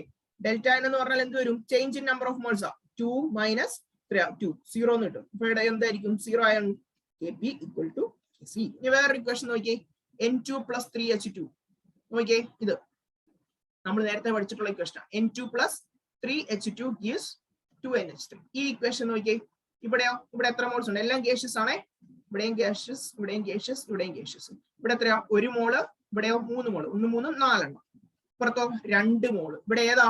ഡെൽറ്റ n എടുക്കുമ്പോ എന്ത് വരും? ഡെൽറ്റ n എന്ന് പറഞ്ഞാൽ right side minus left side. Right side ഏതാ? 2, ഇവിടെ ഏതാ? 4. ഇപ്പൊ 2 - 4 എന്ന് വരും. 2 - 4 എന്ന് പറഞ്ഞാൽ എത്രയാ? -2. നെഗറ്റീവ് നമ്പർ അല്ലേ? നെഗറ്റീവ് ആണെങ്കിൽ ഏതാ? ഇവിടെ എന്തായിരിക്കും? KP less than KC. മനസ്സിലായല്ലോ? 2 - 4 ചെയ്തപ്പോൾ -2 കിട്ടി. ലെസ് ദാൻ വാല്യൂ ആണെങ്കിൽ എന്തായിരിക്കും? KP less than KC. മനസ്സിലായല്ലോ? അപ്പൊ ഒരു പോർഷൻ കഴിഞ്ഞു. ഇനി നമ്മൾ പഠിക്കാൻ വേണ്ടി പോകുന്നത് ആസിഡ് ബേസിസിനെ പറ്റി. ഓക്കെ, മക്കളെ, നമ്മൾ അടുത്തതായിട്ട് പഠിക്കാൻ വേണ്ടി പോകുന്നത് ആസിഡ്സ്, ബേസ് ആൻഡ് സോൾട്ട്. ഇതിനകത്തുനിന്ന് 1 വേർഡ് ക്വസ്റ്റ്യൻസ് ചോദിക്കാവുന്ന ഒരു നല്ല ഒരു ടോപ്പിക് ആണ് ആസിഡ്, ബേസ്, സോൾട്ട്. ഇതിനകത്ത് നമ്മൾ മെയിൻ ആയിട്ട് ഇപ്പൊ കോൺസെൻട്രേറ്റ് ചെയ്യുന്നത് ആസിഡുകളെയും ബേസുകളെയും പറ്റിയാണ്. അതാണ് ആസിഡ് ബേസ് കോൺസെപ്റ്റ് എന്ന് പറഞ്ഞിരിക്കുന്നത്. നമ്മുടെ 3 ശാസ്ത്രജ്ഞന്മാരുണ്ട്, 3 സയന്റിസ്റ്റുകളുണ്ട്. 3 പേര് വന്നിട്ട് 3 ഡെഫിനിഷൻ അങ്ങോട്ട് കൊടുത്തു. മനസ്സിലായോ? 3 പേര് വന്നിട്ട് എന്ത് ചെയ്തു? 3 ഡെഫിനിഷൻ അങ്ങോട്ട് കൊടുത്തു. അപ്പൊ നമുക്ക് ആ 3 ഡെഫിനിഷനും പഠിക്കണം. അതെങ്ങനെയൊക്കെയാണ് ആസിഡ് എന്ന് വിളിക്കുന്നത് എന്നൊക്കെ ഒന്ന് മനസ്സിലാക്കി വെക്കണം. അത്രേ ഉള്ളൂ. ആ ഡെഫിനിഷനൊക്കെ ഒന്ന് ഓർത്ത് വെച്ചേക്കണേ. അപ്പൊ നമ്മുടെ ആദ്യത്തെ സയന്റിസ്റ്റ് ആണ് ഏത്? Arrhenius concept. അപ്പൊ ആരായിരിക്കും കണ്ടുപിടിച്ചത്? അരീനിയസ് വന്നിട്ട് എന്താ പറഞ്ഞത്? അരീനിയസ് വന്നിട്ട് പറഞ്ഞത് ആസിഡ് എന്നാന്ന് ആദ്യം പറഞ്ഞു. പുള്ളി പറഞ്ഞ ആസിഡ് എന്ന് പറഞ്ഞാൽ substance which give hydrogen ion or hydronium ion in aqueous solution. എന്താ പറഞ്ഞിരിക്കുന്നത്? Substance which give hydrogen ion or hydronium ion in എവിടെയാ? Aqueous solution. അതായത് അക്വസ് സൊല്യൂഷൻ ഉണ്ട്, കുറച്ച് വെള്ളം. ഇതിനകത്തോട്ട് കൊണ്ട് ഞാൻ എന്ത് ചെയ്യുന്നു? ഒരു ആസിഡിനെയാ ഇടുന്നതെങ്കിൽ എന്താ ഇടുന്നേ? ഒരു ആസിഡാ ഇടുന്നതെങ്കിൽ ഇവരെന്ത് തരും? H+ തരും. ഇവരെന്ത് തരും? H+ തരും. ആ സമയത്ത് അക്വസ് സൊല്യൂഷനിൽ കൊണ്ട് ഞാൻ ഒരു ബേസിനെയാ ഇടുന്നതെങ്കിൽ ഇവരെന്ത് തരും? OH-. ഈ പാഠം ഒന്ന് ഓർത്ത് വെച്ച മക്കളെ. ഈ പാഠം ഓർത്ത എളുപ്പമായില്ലേ? കണ്ടോ? അക്വസ് സൊല്യൂഷൻ നമ്മൾ ഇടുന്ന എങ്ങോട്ടാ? അക്വസ് സൊല്യൂഷനിലേക്ക് എന്തിടുന്നു? ഒരു ആസിഡിനെ കൊണ്ടിട്ടപ്പോൾ അവരെന്ത് തന്നു? H+ തന്നു. H+ അല്ലെങ്കിൽ വേറൊരു പേര് കൂടെ ഉണ്ട്, H3O+, ഹൈഡ്രോണിയം അയോൺ. കാരണം നമ്മുടെ വെള്ളത്തില് H+ എങ്ങനെയാ നിൽക്കുന്നത്? വെള്ളമായിട്ട് റിയാക്ട് ചെയ്ത് കഴിയുമ്പോൾ എങ്ങനെയാ നിൽക്കുന്നത്? H3O+ ആയിട്ടേ ഉള്ളൂ നിൽക്കത്തുള്ളൂ. എന്തായിട്ടാ നിൽക്കുന്നത്? H3O+. H+ വെള്ളത്തിൽ ഇട്ട് കഴിയുമ്പോൾ എന്താവും? H3O+ ആയിട്ട് നിൽക്കത്തുള്ളൂ. അപ്പൊ നോക്കുക, ആസിഡ് ആവണ്ടേ അക്വസ് സൊല്യൂഷൻ ഇടുന്നതിൽ എന്ത് തരും? H+ തരും, അല്ലെങ്കിൽ എന്താ? H3O+ തരും. ആ സമയത്ത് ആസിഡിന് പകരം ബേസ് ആയിടുന്നെങ്കിലോ അവിടെ എന്താ? OH-. ഇനി ഒന്ന് ഡെഫിനിഷൻ വായിച്ചേ. Substances which give hydrogen ion or hydronium ion in aqueous solution. Simple ആയില്ലേ? അങ്ങനെയുള്ളവരെ വിളിക്കുന്ന പേരാണ് ആസിഡ്. ആസിഡ് എന്ന് പറഞ്ഞാൽ സബ്സ്റ്റൻസ്. ആ സബ്സ്റ്റൻസിന്റെ പ്രത്യേകത എന്താ? Which give hydrogen ion or hydronium ion. ഒന്നില്ലെങ്കിൽ ഹൈഡ്രജൻ അയോണെ തരും, അല്ലെങ്കിൽ എന്താ? ഹൈഡ്രോണിയം അയോണെ തരും. എപ്പം? In aqueous solution. വെള്ളത്തിൽ കൊണ്ട് ഇട്ട് കഴിയുമ്പോൾ കണ്ടോ ഒരു റിയാക്ഷൻ കൊടുത്തിരിക്കുന്നുണ്ടോ? HCl നമുക്ക് എല്ലാവർക്കും അറിയുന്ന ഒരു ആസിഡാ. ഏതാ? ഹൈഡ്രോക്ലോറിക് ആസിഡ് എന്ന് പറയും. ഹൈഡ്രോക്ലോറിക് ആസിഡ് കൊണ്ട് H2O ഇടുമ്പോ, H2O എന്ന് പറഞ്ഞാൽ വെള്ളത്തിൽ കൊണ്ടിട്ടപ്പോൾ അക്വസ് സൊല്യൂഷൻ ഇട്ടപ്പോൾ എന്ത് വന്നു? H3O+ വന്നു. H3O+ ആണെങ്കിൽ അതെന്താ? ആസിഡ്. മനസ്സിലായോ? ഇനി നോക്കിയേ ബേസസ് എന്നാന്ന്? Substances which give hydroxyl ion. എന്താ ഹൈഡ്രോക്സിൽ? OH-. ഹൈഡ്രോക്സിൽ എന്ന് പറഞ്ഞാൽ എന്താ? OH- ആയിരുന്നെങ്കിൽ അതിനെ എന്ത് വിളിക്കും? ബേസ് വിളിക്കും. കണ്ടോ? NaOH+ H2O gives എന്താ? Na++OH-. മനസ്സിലായല്ലോ? NaOH, sodium hydroxide. കണ്ടോ, പേരിൽ തന്നെ ഉണ്ട് സോഡിയം ഹൈഡ്രോക്സൈഡ്. വെള്ളത്തിൽ കൊണ്ട് ഇട്ടു. അപ്പൊ എന്താ വന്നു? Na+ഉം OH-. OH- കിട്ടിയില്ലേ? ഈ OH- വന്നോണ്ട് എന്തായി? ഇതെന്തായി? ബേസ് ആയി. കണ്ടോ, ഇവിടെ H3O+, H3O+ ആയതുകൊണ്ട് അതെന്താ? ആസിഡ്. H3O+ ആണെങ്കിൽ ഏതാ? ആസിഡ്. ബേസ് ആണെങ്കിൽ ഏതാ? OH-. മറക്കല്ലേ. അപ്പം ആസിഡ് എന്ന് പറഞ്ഞാൽ അരീനിയസ് കൺസെപ്റ്റ് വെച്ച് ആസിഡ് എന്ന് പറഞ്ഞാൽ substance which gives hydrogen ion or hydronium ion in aqueous solution. Base എന്ന് പറഞ്ഞാൽ എന്താ? Substance which give hydroxyl ion or OH- in aqueous solution. മനസ്സിലായല്ലോ? ഇനി അടുത്ത കൺസെപ്റ്റ് നമ്മൾ പഠിക്കാൻ വേണ്ടി പോകുന്നത് ഇതിലും വലിയ ഇമ്പോർട്ടന്റ് ആയിട്ടുള്ള കൺസെപ്റ്റ് ആണ്. നോക്കിയ മക്കളെ, നമ്മുടെ നേരത്തെ കൺസെപ്റ്റ് പഠിച്ചില്ലേ? അരീനിയസ് കൺസെപ്റ്റ് എന്ന് പറഞ്ഞാൽ അതിലൊരു പ്രശ്നം എന്ന് പറഞ്ഞാൽ, അതിലൊരു ഡിസഡ്വാൻറ്റേജ് അല്ലെങ്കിൽ ഒരു ഡീമെറിറ്റ് എന്ന് പറഞ്ഞാൽ അത് എപ്പോഴും ആപ്ലിക്കബിൾ അല്ല. നമ്മൾ പറഞ്ഞു ഇൻ അക്വസ് സൊല്യൂഷൻ എന്ന് പറഞ്ഞു. എവിടെയാ പറഞ്ഞേ? In aqueous solution. അപ്പൊ നമുക്ക് ഇതിന് ഒരു കുറച്ച് എന്താണ് ഡീമെറിറ്റ്സോ അങ്ങനെയൊക്കെ ചോദിച്ചു കഴിഞ്ഞാൽ എന്താ, എന്തുകൊണ്ടാണ് ഇത് എല്ലാത്തിലും ആപ്ലിക്കബിൾ അല്ലാത്തെന്ന് ചോദിച്ചാൽ ഇങ്ങനെ പറയാൻ പറ്റും. It is only applicable to aqueous solution. It is only applicable to ഏതിനാ? Aqueous solution. ഇത് ഏതിന്റെ കാര്യം പറയുന്നത്? നമ്മുടെ നേരത്തെ ഒന്നാമത്തെ കോൺസെപ്റ്റ് ഏതായിരുന്നു? Arrhenius concept. Only applicable to ആർക്കാ? അക്വസ് സൊല്യൂഷന് മാത്രമാണ്. അതേപോലെ തന്നെ നമ്മൾ NH3 എന്ന് പറഞ്ഞാൽ ആക്ച്വലി ഒരു ബേസാണ്. പക്ഷെ ഈ NH3 കൊണ്ട് നമ്മൾ എവിടെയാ? വെള്ളത്തിൽ ഇട്ട് കഴിഞ്ഞാൽ, അക്വസ് സൊല്യൂഷൻ ഇട്ട് കഴിഞ്ഞാൽ OH- തരുവോ? OH- തരത്തില്ല. അപ്പൊ ഇത് ആപ്ലിക്കബിൾ ആണോ? ആക്ച്വലി നമ്മൾ പറഞ്ഞ ഒരു ബേസിനെ കൊണ്ട് വെള്ളത്തിൽ ഇട്ട് കഴിഞ്ഞാൽ, അക്വസ് സൊല്യൂഷൻ ഇട്ട് കഴിഞ്ഞാൽ OH- തരുന്നതാണ് ബേസ്. പക്ഷെ NH3 അങ്ങനെയാണോ? അപ്പൊ it does not account for. അപ്പൊ നമുക്ക് എന്ത് പറയാം? It does not account for ഏതാ? Basicity of NH3. It does not account for basicity of NH3. ഇത് ആരുടെ കാര്യം പറയുന്നത്? നമ്മളിപ്പോ പറഞ്ഞ കാര്യങ്ങൾ മൊത്തം ആരെ പറ്റിയാ? നമ്മുടെ നേരത്തെ കൺസെപ്റ്റ് ആരാ? അരീനിയസ് കൺസെപ്റ്റിന്റെ ഡീമെറിറ്റ്സ്. മനസ്സിലായല്ലോ? അരീനിയസ് കൺസെപ്റ്റിന്റെ ഡീമെറിറ്റ്സ് ആണ്. അക്വസ് സൊല്യൂഷന് മാത്രമേ ഇത് ആപ്ലിക്കബിൾ ഉള്ളൂ. പിന്നീട് it does not account for basicity of അമോണിയയുടെ ബേസിസിറ്റി പറഞ്ഞോ? കാരണം എന്നതാ? ബേസ് എന്ന് പറഞ്ഞാൽ വെള്ളത്തിൽ കൊണ്ടിട്ടാൽ OH- വരും. പക്ഷെ NH3 അങ്ങനെ തരത്തില്ല. എന്നാൽ പോലും അതെന്ത് തന്നെയാ? ബേസ് തന്നെ. അതുകൊണ്ടാണ് നമ്മുടെ പുതിയ ഒരു കൺസെപ്റ്റ് വന്നത്. ആ പുതിയ കൺസെപ്റ്റ് ആണ് ഇത് ബ്രോൺസ്റ്റഡ്-ലോറി കൺസെപ്റ്റ് എന്ന് പറയും. എന്ത് പറയും? Bronsted-lorry concept. ഇതിനകത്ത് രണ്ട് കാര്യങ്ങൾ നേരത്തെ പറഞ്ഞ പോലെ തന്നെ ആസിഡും ബേസും എന്നാന്ന് പറയും അല്ലെ? നമ്മൾ ഓൾറെഡി അരീനിയസിൽ ഒരു കൺസെപ്റ്റ് കണ്ടു, അതിന്റെ ആസിഡിന്റെയും ബേസിന്റെയും ഡെഫിനിഷൻ കണ്ടു. പക്ഷെ ഇവിടെ എന്ന് പറയുന്നത് ആസിഡ് എന്ന് പറഞ്ഞാൽ എന്താ? Proton donor. പ്രോട്ടോൺ എന്ന് പറയുന്നത് H+ ഇല്ലേ? നമ്മുടെ H+ വിളിക്കുന്ന പേരാണ് പ്രോട്ടോൺ. പ്രോട്ടോൺ ഡൊണേറ്റ് ചെയ്യുന്നവരെ ആസിഡ് എന്ന് വിളിക്കും. പ്രോട്ടോൺ അക്സെപ്റ്റ് ചെയ്യുന്നവരെ എന്ത് വിളിക്കും? ബേസ് എന്നും വിളിക്കും. മനസ്സിലായല്ലോ? പ്രോട്ടോൺ ഡൊണേറ്റ് ചെയ്യുന്നവരെ, കൊടുക്കുന്നവരെ എന്ത് വിളിക്കും? ആസിഡ്. പ്രോട്ടോൺ എനിക്ക് വേണ്ട, നീ എടുത്തോ എന്നാ പറയുന്നത്. അങ്ങനെ ചെയ്യുന്നവരെ എന്താ? ആസിഡ് എന്ന് വിളിക്കും. പ്രോട്ടോൺ എനിക്ക് വേണം, എനിക്ക് തരണം, ഞാൻ ഇങ്ങ് എടുക്കുക, അങ്ങനെ പറയുന്നവരെ എന്താ? ബേസ് എന്നും വിളിക്കും. മനസ്സിലായല്ലോ? ഇപ്പൊ ബേസ് എന്ന് പറഞ്ഞാൽ എന്താ? പ്രോട്ടോൺ അക്സെപ്റ്റ് ചെയ്യുന്നവർ. ആസിഡ് എന്ന് പറഞ്ഞാൽ എന്താ? പ്രോട്ടോൺ ഡൊണേറ്റ് ചെയ്യുന്നവർ. ഇവിടെ നോക്കി ഒരു റിയാക്ഷൻ കൊടുത്തിട്ടുണ്ട്. ഏതാ? NH3 + H2O gives NH4 + OH-. നോക്കിയേ, NH3 നമുക്ക് എല്ലാവർക്കും അറിയാവുന്ന കാര്യമാണ്. NH3 എന്ന് പറഞ്ഞാൽ എന്താ? ഒരു ബേസ്. അമോണിയ എന്ന് പറഞ്ഞാൽ എന്തായി? ബേസ് ആയി. നോക്കിയേ, ബേസ് ആരുമായിട്ടാണ് സാധാരണ റിയാക്ട് ചെയ്യുന്ന? ആസിഡുമായിട്ടാണ്. ഇപ്പൊ H2O എന്ന് പറഞ്ഞാൽ ഓട്ടോമാറ്റിക്കലി എന്തായിരിക്കും? ആസിഡ് ആയിരിക്കും. വെള്ളത്തിന് രണ്ട് പ്രോപ്പർട്ടി ഉണ്ട്. ആസിഡുമായിട്ട് നിൽക്കാം, ബേസ് ആയിട്ട് നിൽക്കാം. രണ്ട് കാലേ നിൽക്കാൻ കഴിവുള്ളവനാണ് ആര്? H2O. നോക്കിയേ, ഇപ്പം NH3 എന്ന് പറഞ്ഞാൽ ബേസ് ആണ്. അത് എന്തായിട്ട് മാറി? ഇപ്പം NH4+ ആയില്ലേ? അതെങ്ങനെയാ? കണ്ടോ, ഒരു H+ ആഡ് ചെയ്തു. കണ്ടോ, ഇവിടെ എന്നാ ശ്രദ്ധിച്ചാൽ മനസ്സിലാവും. NH3യുടെ കൂടെ ഒരു H+ ആഡ് ചെയ്തു. അപ്പൊ NH4 ആയില്ലേ? ആഡ് ചെയ്യുന്നവരെ, അക്സെപ്റ്റ് ചെയ്യുന്നവരെ എന്ത് വിളിക്കും? ബേസ് വിളിക്കും. കണ്ടോ, പ്രോട്ടോൺ അക്സെപ്റ്റർ. പ്രോട്ടോൺ അക്സെപ്റ്റ് ചെയ്യുന്നവരെ എന്താണ് വിളിക്കുന്നത്? ബേസ്. അപ്പൊ NH3 എന്താണ്? ബേസ്. കണ്ടോ, ഒരു പ്രോട്ടോണിനെ എന്ത് ചെയ്യുക? ഇവിടെ ആഡ് ചെയ്തു. ആഡ് ചെയ്തപ്പോൾ NH4+ ആയി. പക്ഷെ ആ സമയത്ത് H2O നോക്കിയേ, H2O എന്തായിട്ടാ മാറിയത്? H2Oയിൽ 2 H ഉണ്ടായിരുന്നു. പക്ഷെ ഇത് ഇവിടെ എന്ത് ചെയ്തു? ഒരെണ്ണം കൊടുത്തു, OH- ആയി. Donated 1 electron. ഇവിടെ എന്നായിരുന്നു? accepted 1 proton. ഇവിടെ എന്നായിരുന്നു? Donated 1 proton. Donated H+. H+നെ എന്ത് ചെയ്തു? ഡൊണേറ്റ് ചെയ്തു. അപ്പൊ H2O ആസിഡ് ആയി. ഡൊണേറ്റ് ചെയ്യുമല്ലേ? ആസിഡ് ഡൊണേറ്റ് ചെയ്യുന്നവരെ ആസിഡ് എന്ന് വിളിക്കും. അക്സെപ്റ്റ് ചെയ്യുന്നവരെ എന്ത് ചെയ്യും? ബേസ്. ഇനി ഒരു കാര്യം ശ്രദ്ധിക്കണം, ഇവിടെ ബേസ് ആണ്. ഇത് ബേസ് ഒരെണ്ണം അക്സെപ്റ്റ് ചെയ്തിട്ട് എന്തായിട്ട് മാറി? NH4+ ആയി. അതുകൊണ്ട് ഇതിനെ വിളിക്കുന്ന പേരാണ് കോൺജുഗേറ്റ് ആസിഡ്. ഇമ്പോർട്ടന്റ് ആണ്. ഇതെന്താണ്? Conjugate acid. ബേസും ഒരെണ്ണം അക്സെപ്റ്റ് ചെയ്ത് കഴിഞ്ഞാൽ, ബേസ് ഒരെണ്ണം അക്സെപ്റ്റ് ചെയ്ത് കഴിഞ്ഞാൽ അത് എന്തായിട്ടാ മാറുന്നത്? Conjugate acid. ഇനി നോക്കിയേ, H2O എന്ന് പറഞ്ഞാൽ ആസിഡ് അല്ലേ, ആസിഡ് ഒരെണ്ണം ഡൊണേറ്റ് ചെയ്തു, അപ്പൊ ഇതെന്തായി കോൺജുഗേറ്റ് ബേസ് ആയി, ആസിഡും കോൺജുഗേറ്റ് ബേസും. മനസ്സിലായല്ലോ, അങ്ങനെയാ പേര്. അല്ലാതെ ബേസും കോൺജുഗേറ്റ് ബേസും ആണോ? അല്ല, ബേസ് ആണെങ്കിൽ കോൺജുഗേറ്റ് ആസിഡ്, ആസിഡ് ആണെങ്കിൽ എന്താ കോൺജുഗേറ്റ് ബേസ്. മനസ്സിലാക്കണം, ബേസ് ആണെങ്കിൽ കോൺജുഗേറ്റ് ആസിഡ്, ആസിഡ് ആണെങ്കിൽ കോൺജുഗേറ്റ് ബേസ്. മനസ്സിലായല്ലോ, ബേസ് ആണെങ്കിൽ എന്താണ് മക്കളെ, കോൺജുഗേറ്റ് ആസിഡ് എന്ന് പറയും, ആസിഡ് ആണെങ്കിൽ കോൺജുഗേറ്റ് ബേസ്. മറക്കല്ലോ, അപ്പൊ ഒരു പ്രോട്ടോൺ വ്യത്യാസമേ ഉള്ളൂ. മനസ്സിലായല്ലോ. അപ്പൊ നമുക്ക് ഒന്നുകൂടെ ഇതിനെ പറ്റി ഡിസ്കസ് ചെയ്യാം. അടുത്ത പേജിൽ എഴുതാം, ശ്രദ്ധിച്ചോ. ഒന്നുകൂടെ ഞാൻ ഇത് എഴുതുവാണ്, നോക്കിയേ. അല്ലേ വേണ്ട, ഇപ്പം NH3 എന്ന് പറഞ്ഞാൽ എന്തായിരുന്നു, ബേസ് ആണ്. അതിൻ്റെ അകത്തുനിന്ന് ഒരു H+ ആഡ് ചെയ്തപ്പോ എന്തായി, NH4+ ആയി, NH4+. ഇതെന്തായിരുന്നു, ഇതിനെ വിളിച്ച പേര് ബേസ് എന്നാണോ? അല്ല, കോൺജുഗേറ്റ് ആസിഡ്. ഇതിനെ വിളിച്ച പേരിന കോൺജുഗേറ്റ് ആസിഡ്. ഇനി നോക്കി H2O എന്ന് പറഞ്ഞാൽ ഇവിടെ എന്തായിരുന്നു, ആസിഡ് ആയിരുന്നു.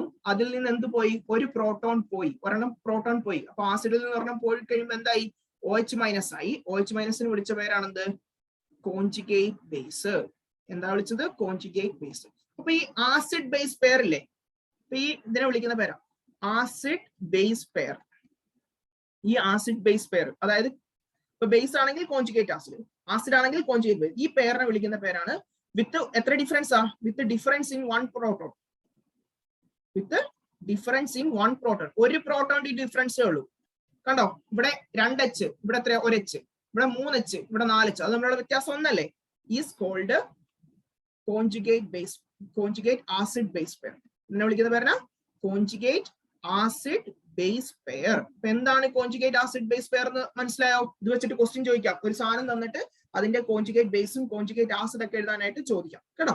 അപ്പൊ ഓർത്ത് വെക്കുക, എന്താണ് കോൺജുഗേറ്റ് ആസിഡ് ബേസ് പെയർ എന്ന് പറഞ്ഞാൽ, acid base pair with difference in 1 proton, ഒരു പ്രോട്ടോണിന്റെ ഡിഫറൻസ്. കേട്ടോ, NH3 അതിന്റെ കോൺജുഗേറ്റ് ആസിഡ് ചോദിച്ചാൽ എന്ത് ചെയ്യണം, ആസിഡ് ചോദിച്ചാൽ ഒരു H+ ആഡ് ചെയ്യണം. ഇപ്പൊ ഇങ്ങനെ വരുമോ, ഒരു ബേസ് തരും, ഒരു ബേസ് തന്നിട്ട് അതിനെ കോൺജുഗേറ്റ് ആസിഡ് ആക്കാൻ ചോദിച്ചാൽ എന്ത് ചെയ്യണം, കോൺജുഗേറ്റ് ബേസ് ആണെങ്കിൽ കോൺജുഗേറ്റ് ബേസ് ആക്കാൻ പറ്റത്തില്ലല്ലോ, കോൺജുഗേറ്റ് ആസിഡ് ആക്കാൻ ചോദിച്ചാൽ എന്ത് ചെയ്യണം, ഒരു H+ എന്ത് ചെയ്യുക, ആഡ് ചെയ്യുക.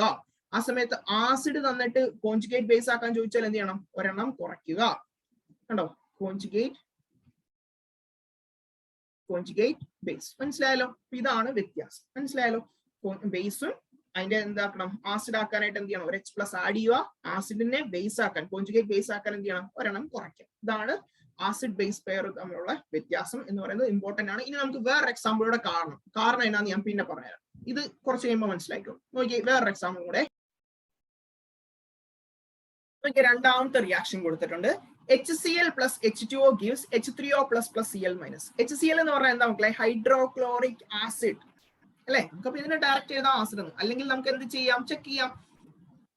ഇവിടെ HCl അല്ലേ, നോക്കിയേ, HCl എന്തായിട്ടാ മാറിയത്, Cl മൈനസ്. ആദ്യം ഇതിന്റെ അകത്തൊരു H ഉണ്ടായിരുന്നു, ഇതിനകത്തുനിന്ന് ഒരെണ്ണം പോയി, ഡൊണേറ്റ് ചെയ്തു. ഡൊണേറ്റ് ചെയ്യുന്നവരെ എന്നെ വിളിച്ചത് നമ്മള്, ഡൊണേറ്റ് ചെയ്യുന്നവരെ പ്രോട്ടോൺ ഡൊണേറ്റ്സിനെ വിളിച്ചതാണ് ആസിഡ് എന്ന് വിളിച്ചു. കണ്ടോ, HCl എന്ന് ഒരെണ്ണം പോയി, എന്തായി, Cl മൈനസ് ആയി. ഇപ്പൊ ഡൊണേറ്റഡ് 1H+ അല്ലെ, 1 പ്രോട്ടോൺ, ഒരു പ്രോട്ടോൺ എന്ത് ചെയ്തു, ഡൊണേറ്റ് ചെയ്തു. അപ്പൊ ഇത് ആസിഡ് ആയി. അപ്പൊ ഇതെന്തായിരിക്കും, ആസിഡ് ആണെങ്കിൽ ഇതെന്താ, കോൺജുഗേറ്റ് ബേസ്. കോൺജുഗേറ്റ് ആസിഡ് എന്നാണ് പറയുന്നത്, അല്ല കോൺജുഗേറ്റ് ബേസ്. ഇനി നോക്കി രണ്ടാമത്തെ, ഇത് H2O, ഇത് ആസിഡ് ആണ്, ഇത് ഓട്ടോമാറ്റിക്കലി എന്തായിരിക്കും, ബേസ്. നോക്കി, ഒരെണ്ണം അക്സെപ്റ്റ് ചെയ്തു, accepted 1 പ്രോട്ടോൺ, ഒരു പ്രോട്ടോൺ എന്ത് ചെയ്തു, അക്സെപ്റ്റ് ചെയ്തിട്ട് എന്തായി, H3O+ ആയി. ഇപ്പൊ ഇതെന്തായിരിക്കും, കോൺജുഗേറ്റ് ബേസ് ആയിരുന്നു നേരത്തെ, ഇപ്പൊ എന്തായിരുന്നു, ഇത് കോൺജുഗേറ്റ് ആസിഡ്. കണ്ടോ, ഇവിടെ എന്തായി മാറി, HCl എന്തായിട്ട് മാറി, ഡൊണേറ്റ് ചെയ്തു. ഡൊണേറ്റ് ചെയ്യാന്ന് പറഞ്ഞാൽ വിട്ടുകൊടുത്തിട്ട് എന്തായിട്ട് മാറി, Cl മൈനസ് ആയി. ഇത് ആസിഡ് ആയിരുന്നു, ഇതെന്നതാ, കോൺജുഗേറ്റ് ബേസ് ആയി. കോൺജുഗേറ്റ് എന്തായി,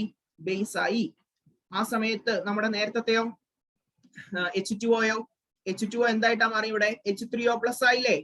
എന്തായിരുന്നു, H2O ഇവിടെ ബേസ് ആയിട്ട് ആക്ട് ചെയ്തത്, ബേസ് എന്തായിട്ട് മാറി, ഒരെണ്ണം കൂടെ അക്സെപ്റ്റ് ചെയ്തു. ഒരെണ്ണം അക്സെപ്റ്റ് ചെയ്തിട്ട് എന്തായിട്ട് മാറി, കോൺജുഗേറ്റ് ആസിഡ് ആയി. എന്തായിട്ട് മാറി, കോൺജുഗേറ്റ് ആസിഡ് ആയി. ബേസ് എന്തായിട്ട് മാറി, കോൺജുഗേറ്റ് ആസിഡ് ആയിട്ട് മാറി. മനസ്സിലായ മക്കളെ, അപ്പൊ ബേസ് കോൺജുഗേറ്റ് ആസിഡ് ആകുന്നു. ഇതിനെ വിളിക്കുന്ന പേരാണെന്ത്, കോൺജുഗേറ്റ് ബേസ് പെയർ അല്ലേ. കണ്ടോ, ഒരെണ്ണത്തിന് വ്യത്യാസം, ഇവിടെ 2 ഹൈഡ്രജൻ, ഇവിടെ 3 ഹൈഡ്രജൻ, ഒരെണ്ണത്തിന്റെ വ്യത്യാസം. ഇവിടെയോ HCl-ലും ഒരെണ്ണം, ഇവിടെ Cl- ഒന്നുമില്ല, അവിടെയും ഒരെണ്ണം വ്യത്യാസം.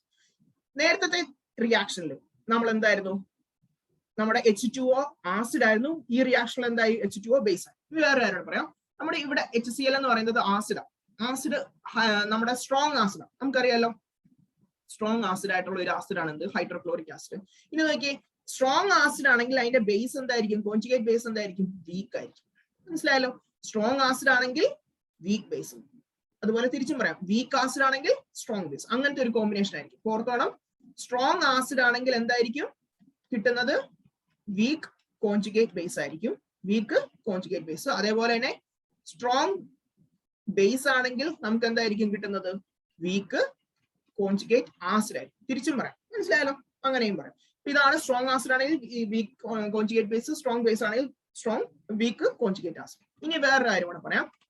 അപ്പൊ പറഞ്ഞ കാര്യങ്ങൾ തന്നെയാണ്. നേരത്തെ റിയാക്ഷൻ ഒന്നുകൂടെ എടുക്കുവാണ്. NH3+ എന്തായിരുന്നു? H2O gives എന്തായിരുന്നു? NH4+ H3O+. ഇങ്ങനെയല്ലായിരുന്നു? NH4+ OH- അല്ലെ? NH4+ OH-. ഇതായിരുന്നു നമ്മൾ നേരത്തെ എഴുതിയത്. ഇതിനകത്ത് നമ്മുടെ NH3 എന്ന് പറഞ്ഞാൽ ബേസും ഇതെന്തായിരുന്നു? ആസിഡ് ആയിരുന്നു. അടുത്ത റിയാക്ഷൻ, ഇപ്പൊ എഴുതിയ റിയാക്ഷനിൽ HCl എന്തായിട്ട് മാറി? H2 ആയിട്ട് റിയാക്ട് ചെയ്തപ്പോ എന്തൊക്കെയായിട്ടാണ് മാറിയത്? Cl- പിന്നെ എന്താ?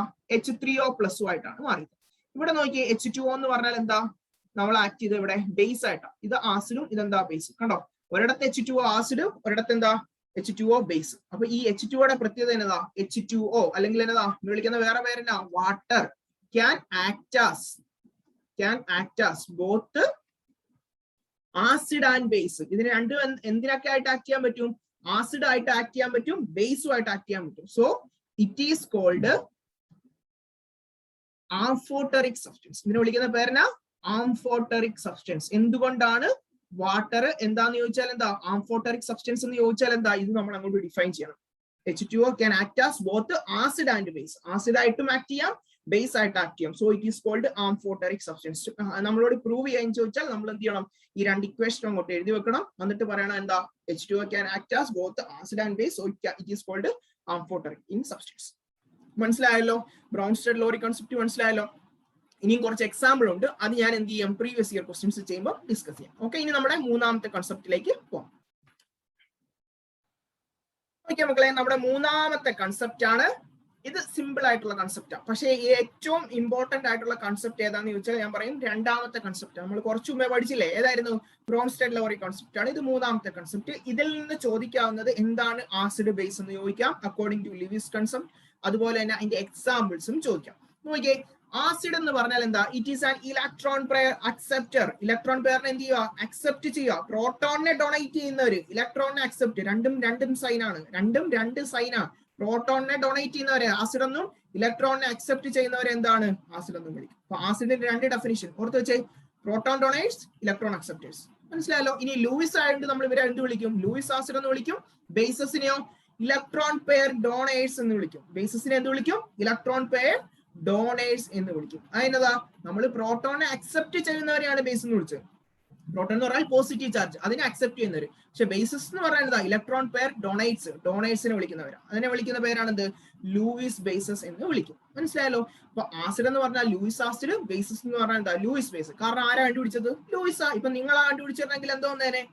ഇപ്പൊ പണ്ടത്തെ ആൾക്കാരായോണ്ടാണ് ലൂയിസ് എന്ന് അങ്ങനത്തെ പേരൊക്കെ വന്നത് അല്ലെ? ഇപ്പോഴത്തെ ആണെങ്കിൽ ശശി ആസിഡ്, സോമൻ ബേസ് അങ്ങനെയൊക്കെ പറയണേ. ഓക്കെ, അപ്പൊ അതുപോട്ടെ. ആസിഡ് എന്ന് പറഞ്ഞാൽ എന്താ? ഇലക്ട്രോൺ പെയർ അക്സെപ്റ്റർ, അതാണ് എന്ത്? Luis acid. ബേസ് എന്ന് പറഞ്ഞാൽ എന്താ? ഇലക്ട്രോൺ പെയർ ഡോണേഴ്സ്, അതാണ് എന്ത്?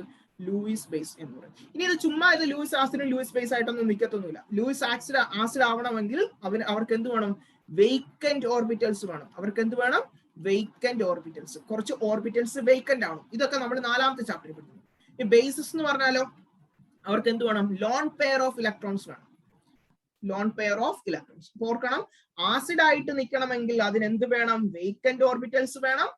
ബേസ് ആയിട്ട് നിൽക്കണമെങ്കിൽ അതിന് എന്ത് വേണം? ലോൺ പെയർ ഓഫ് ഇലക്ട്രോൺസ് വേണം. മനസ്സിലായോ? മനസ്സിലാക്കണം. ആസിഡ് എന്ന് പറഞ്ഞാൽ എന്താ? Vacant orbitals. ബേസ് എന്ന് പറഞ്ഞാൽ എന്താ? Lone pair of electrons. Lone pair എന്ന് പറഞ്ഞാൽ എക്സ്ട്രാ കുറെ ഇലക്ട്രോൺസ് ഒക്കെ ഉണ്ട്. അവരൊന്നും റിയാക്ഷനിലൊന്നും പങ്കെടുക്കത്തില്ല. അവരിങ്ങനെ മേളിൽ തൊപ്പിയായിട്ട് നിൽക്കണം. നോക്കിയേ, ലൂയിസ് ആസിഡിന് എക്സാമ്പിൾ നോക്കിയേ.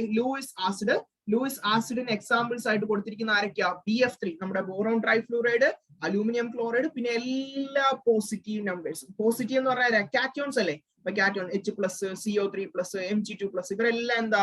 നമ്മുടെ ലൂയിസ് ആസിഡാ. ബേസോ? ലൂയിസ് ബേസ് എന്ന് പറഞ്ഞാൽ ആരൊക്കെയാ? NH3 already ബേസാ. H2O ഇതെന്താ? ലൂയിസ് ബേസ് ആയിട്ടാണ് കൺസിഡർ ചെയ്തിരിക്കുന്നത്. H2O നമ്മുടെ വെള്ളം എന്താ? ബേസ് ആണ്. OH-, Cl-, Br-, anions. Anions എന്ന് പറഞ്ഞാൽ എല്ലാ നെഗറ്റീവ് അയോൺസിനെ വിളിക്കുന്ന പേരാ. കാറ്റയോൺസ് എന്ന് പറഞ്ഞാലോ പോസിറ്റീവ് അയോൺസ്. അപ്പൊ പോസിറ്റീവ് അല്ലേ ഇതെല്ലാം, H+CO3+, ഇതെല്ലാം എന്താ ലൂയിസ് ആസിഡ് ആണ്. അപ്പൊ എല്ലാ കാറ്റയോൺസും എന്താണ് ആസിഡ് ആണ്, എല്ലാ ആനയോൺസും എന്താണ് ലൂയിസ് ബേസ് ആണ്. പിന്നെ H2Oയും NH3യും ബേസ് ആണ്, BF3യും അലൂമിനിയം ക്ലോറൈഡ് എന്താണ് ലൂയിസ് ആസിഡ്. അപ്പൊ ഈ എക്സാമ്പിൾസ് ഒന്ന് ഓർത്ത് വെച്ചേക്കാം. നമ്മുടെ ആസിഡ് ബേസ് കൺസെപ്റ്റുകൾ തീർന്നു, 3 എണ്ണമായിരുന്നു. ആ 3നെ പറ്റി നമ്മൾ എന്ത് ചെയ്തു, ഡിസ്കസ് ചെയ്തു.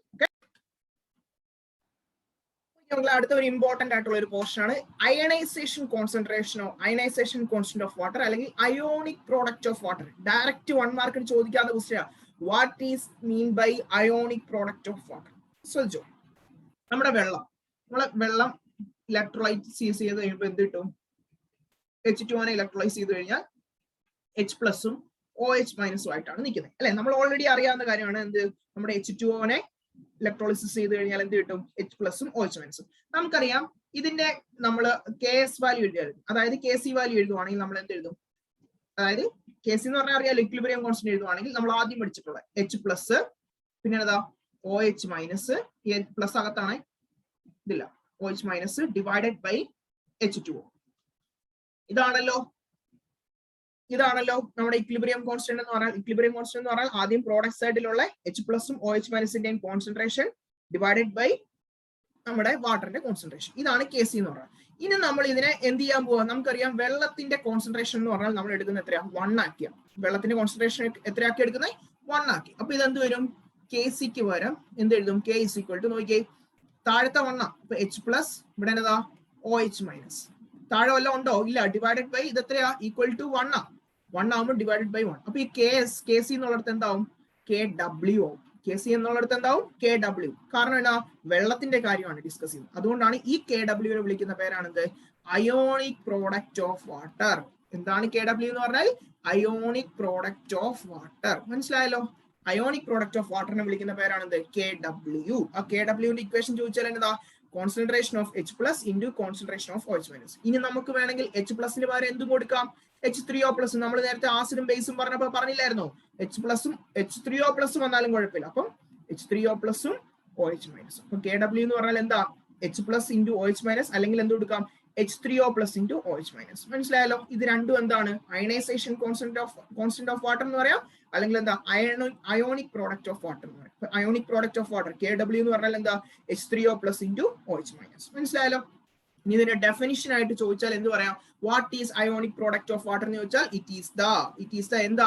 പ്രോഡക്റ്റ് ഓഫ്, മൾട്ടിപ്ലൈ അല്ലേ രണ്ടും കൂടെ. It is the product of എന്തിന്റെയൊക്കെയാ? Concentration, molar concentration. It is the product of molar concentration of ഏതൊക്കെയാ? Concentration of H+ and OH-.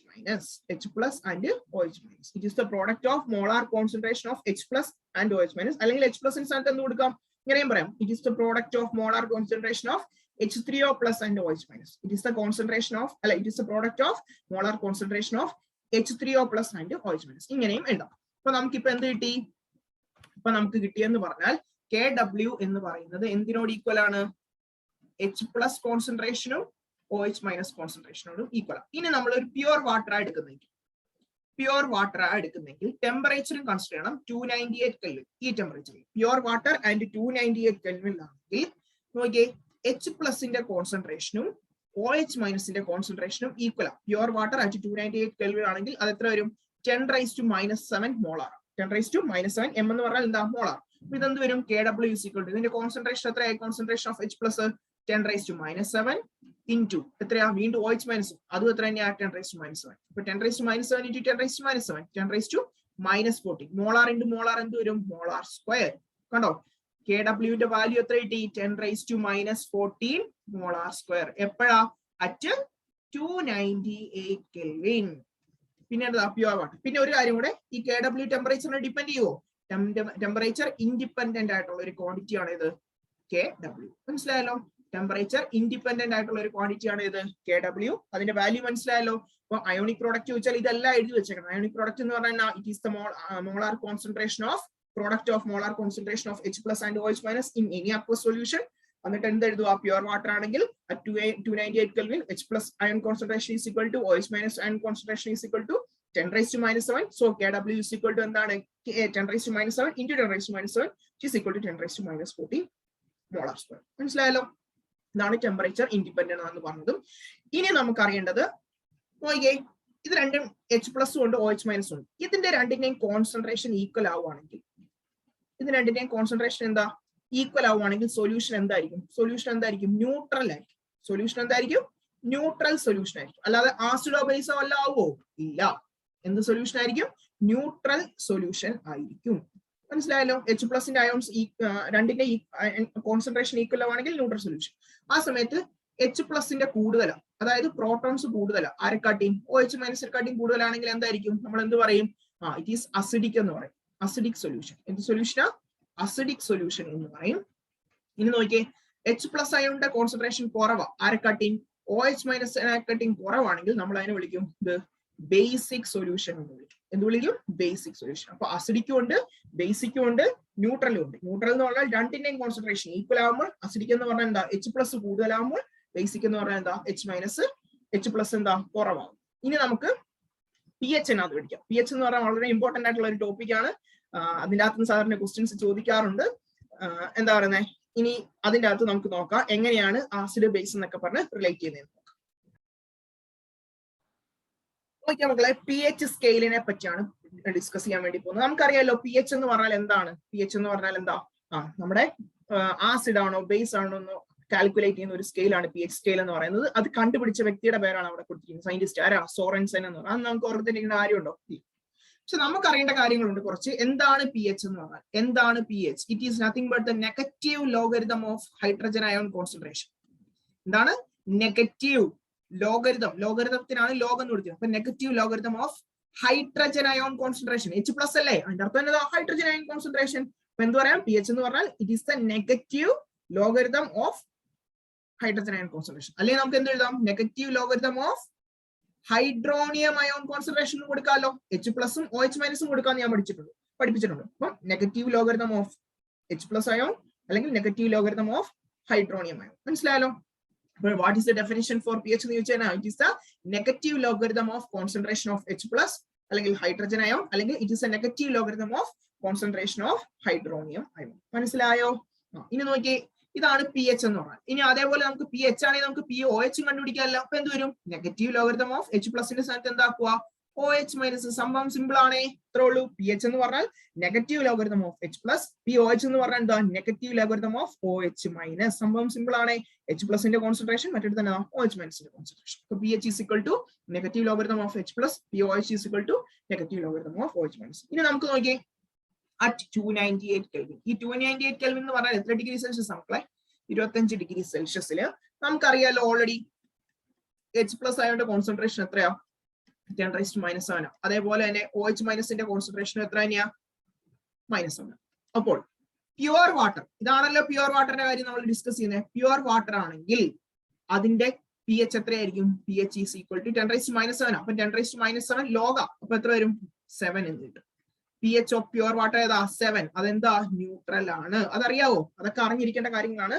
pH of pure water ചോദിച്ചാൽ എത്രയാണ്? 7. ഓർത്ത് വെക്കുക. pH ഓഫ് പ്യുവർ വാട്ടർ എത്രയാണ്? 7, which is equal to neutral. നോക്കിയേ, ഇനി pH scale ഞാൻ പറഞ്ഞു സോറൻസൻ ആണ് കണ്ടുപിടിച്ചത്. pH സ്കെയിലിന്റെ പ്രത്യേകത എന്ന് പറയുന്നത് ഇങ്ങനെ ഒരു സ്കെയിലാ. അതിന്റെ നടുക്കാരാ 7, ഇവിടെ ആരാ 1, ഇങ്ങനെ എവിടെ തൊട്ടിടം വരെയാ 14 വരെ ഉണ്ട്. ഈ 7 വന്നാൽ pH വാല്യൂ ഈക്വൽ ടു 7 ആണെങ്കിൽ നമ്മൾ ഓൾറെഡി പറഞ്ഞു എന്താ? പ്യുവർ വാട്ടർ ഏതാ? ന്യൂട്രൽ.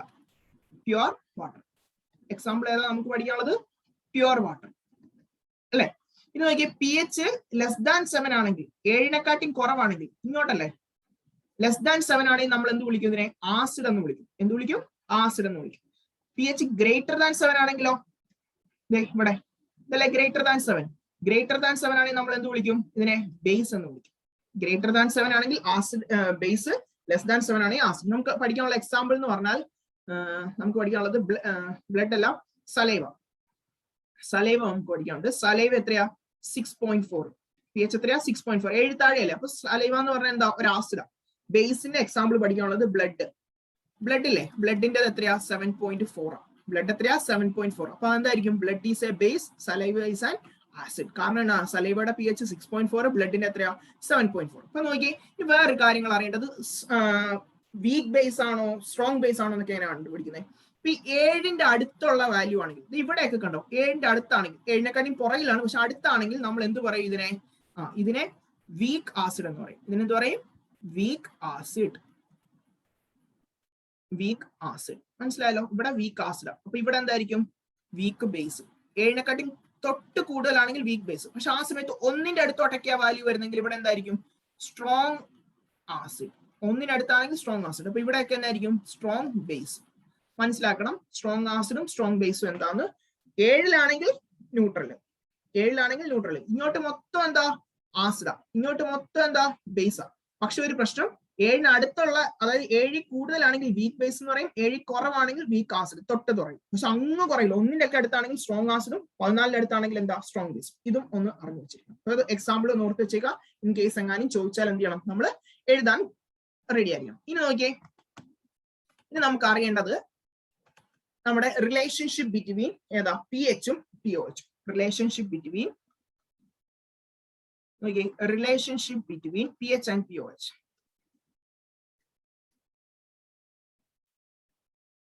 ഓക്കെ, ഇതെന്നാന്നും കൂടെ നമുക്ക് ഡിസ്കസ് ചെയ്യാം. ചിലപ്പോ എന്താ ചോദിക്കാൻ,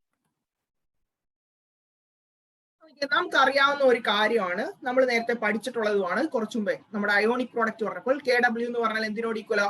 H+ കോൺസെൻട്രേഷൻ അയോണും OH- കോൺസെൻട്രേഷൻ അയോണും മൾട്ടിപ്ലൈ ചെയ്യുന്നു. അത് എന്തിനോട് ഈക്വൽ? 10⁻⁻14 ഈക്വൽ ആണ് നമ്മൾ പഠിച്ചു. ഏത് കെൽവിനില്ല? at 298 kelvin. ഇനി ഞാൻ ചെയ്യാൻ വേണ്ടി പോകുന്നു ഈ റിലേഷൻ കണ്ടുപിടിക്കണം. ഏതൊക്കെ തമ്മിലുള്ള? pHഉം pOHഉം തമ്മിലുള്ള റിലേഷൻ കണ്ടുപിടിക്കാനായിട്ട് നമ്മൾ ഇവിടെ നെഗറ്റീവ് ലോഗരിതം എടുക്കുന്നു. എന്താ എടുക്കുന്നത്? Taking negative logarithm on both sides. On both sides, രണ്ട് സൈഡിലും, എല്ലാ സൈഡിലും എന്ത് ചെയ്യാൻ പോവാം? നമ്മൾ ലോഗരിതം എടുക്കാം. അപ്പൊ എന്ത് വരും? Minus log KW. കേട്ടോ, KWന്റെ സ്ഥാനത്ത് കൊണ്ട് എന്തെടുത്തു? Minus log KW. ഇവിടെയോ മൈനസ് ലോഗ്, എല്ലായിടത്തും ഞാൻ കൊടുക്കുക മൈനസ് ലോഗ്. H+ OH- ഇപ്പുറത്തുണ്ട്. അപ്പൊ എന്ത് വരും? Minus log 10⁻⁻14. മനസ്സിലായാലോ? എല്ലായിടത്തും കൊണ്ട് എന്തിട്ടു? Minus log minus log minus log. കണ്ടോ, നേരത്തെ എഴുതിയ സാധനമായിരുന്നു, അതിന്റെ എല്ലാം കൊണ്ട് ഫ്രണ്ടിൽ കൊണ്ട് എന്തിട്ടു? മൈനസ് ലോഗ് എന്ന് പറഞ്ഞ സാധനം ഇട്ടു. നോക്കിയേ, ഇവിടെ minus log KW which is equal to log AB എന്ന് പറഞ്ഞ ലോഗരിതത്തിന്റെ ഒരു ഫോർമുല ഉണ്ട്. log AB എന്ന് പറഞ്ഞാൽ log A plus log B. log AB എന്ന് പറഞ്ഞാൽ എന്താ? log A plus log B. അപ്പൊ ഇവിടെ എന്ത് വരും? Minus log H plus log A.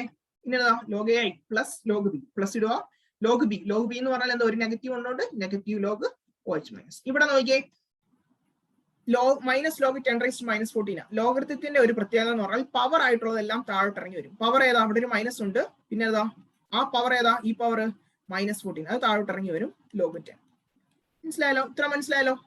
മുകളിലുള്ള പവർ 10⁻⁻14ന്റെ -14 താഴോട്ട് ഇറങ്ങി വരും. മൈനസ് ഓൾറെഡി ഉണ്ട്, -14 വന്ന് log 10. നോക്കിയേ, മൈനസ് ലോഗ് H+, കുറച്ചു മുമ്പേ നമ്മൾ പറഞ്ഞു എന്താ? pH അല്ലേ? മൈനസ് ലോഗ് H+ എന്ന് പറഞ്ഞാൽ pH. മൈനസ് ലോഗ് OH- അതിനെന്താ? pOH അല്ലേ? ഈ minus log KW, minus log H+ ഞാൻ pH എന്ന് വിളിച്ചു, മൈനസ് ലോഗ് OH- ഞാൻ pH എന്ന് വിളിച്ചു, അല്ലെ? What ever coming in the bracket, എന്തൊക്കെയാണോ ബ്രാക്കറ്റിൽ വരുന്നത് അത് പവർ ആക്കി. അപ്പൊ ഇവിടെ PKW എഴുതാമല്ലോ, ബ്രാക്കറ്റിൽ KW അല്ലേ? അപ്പൊ നമുക്ക് എന്ത് എഴുതാം?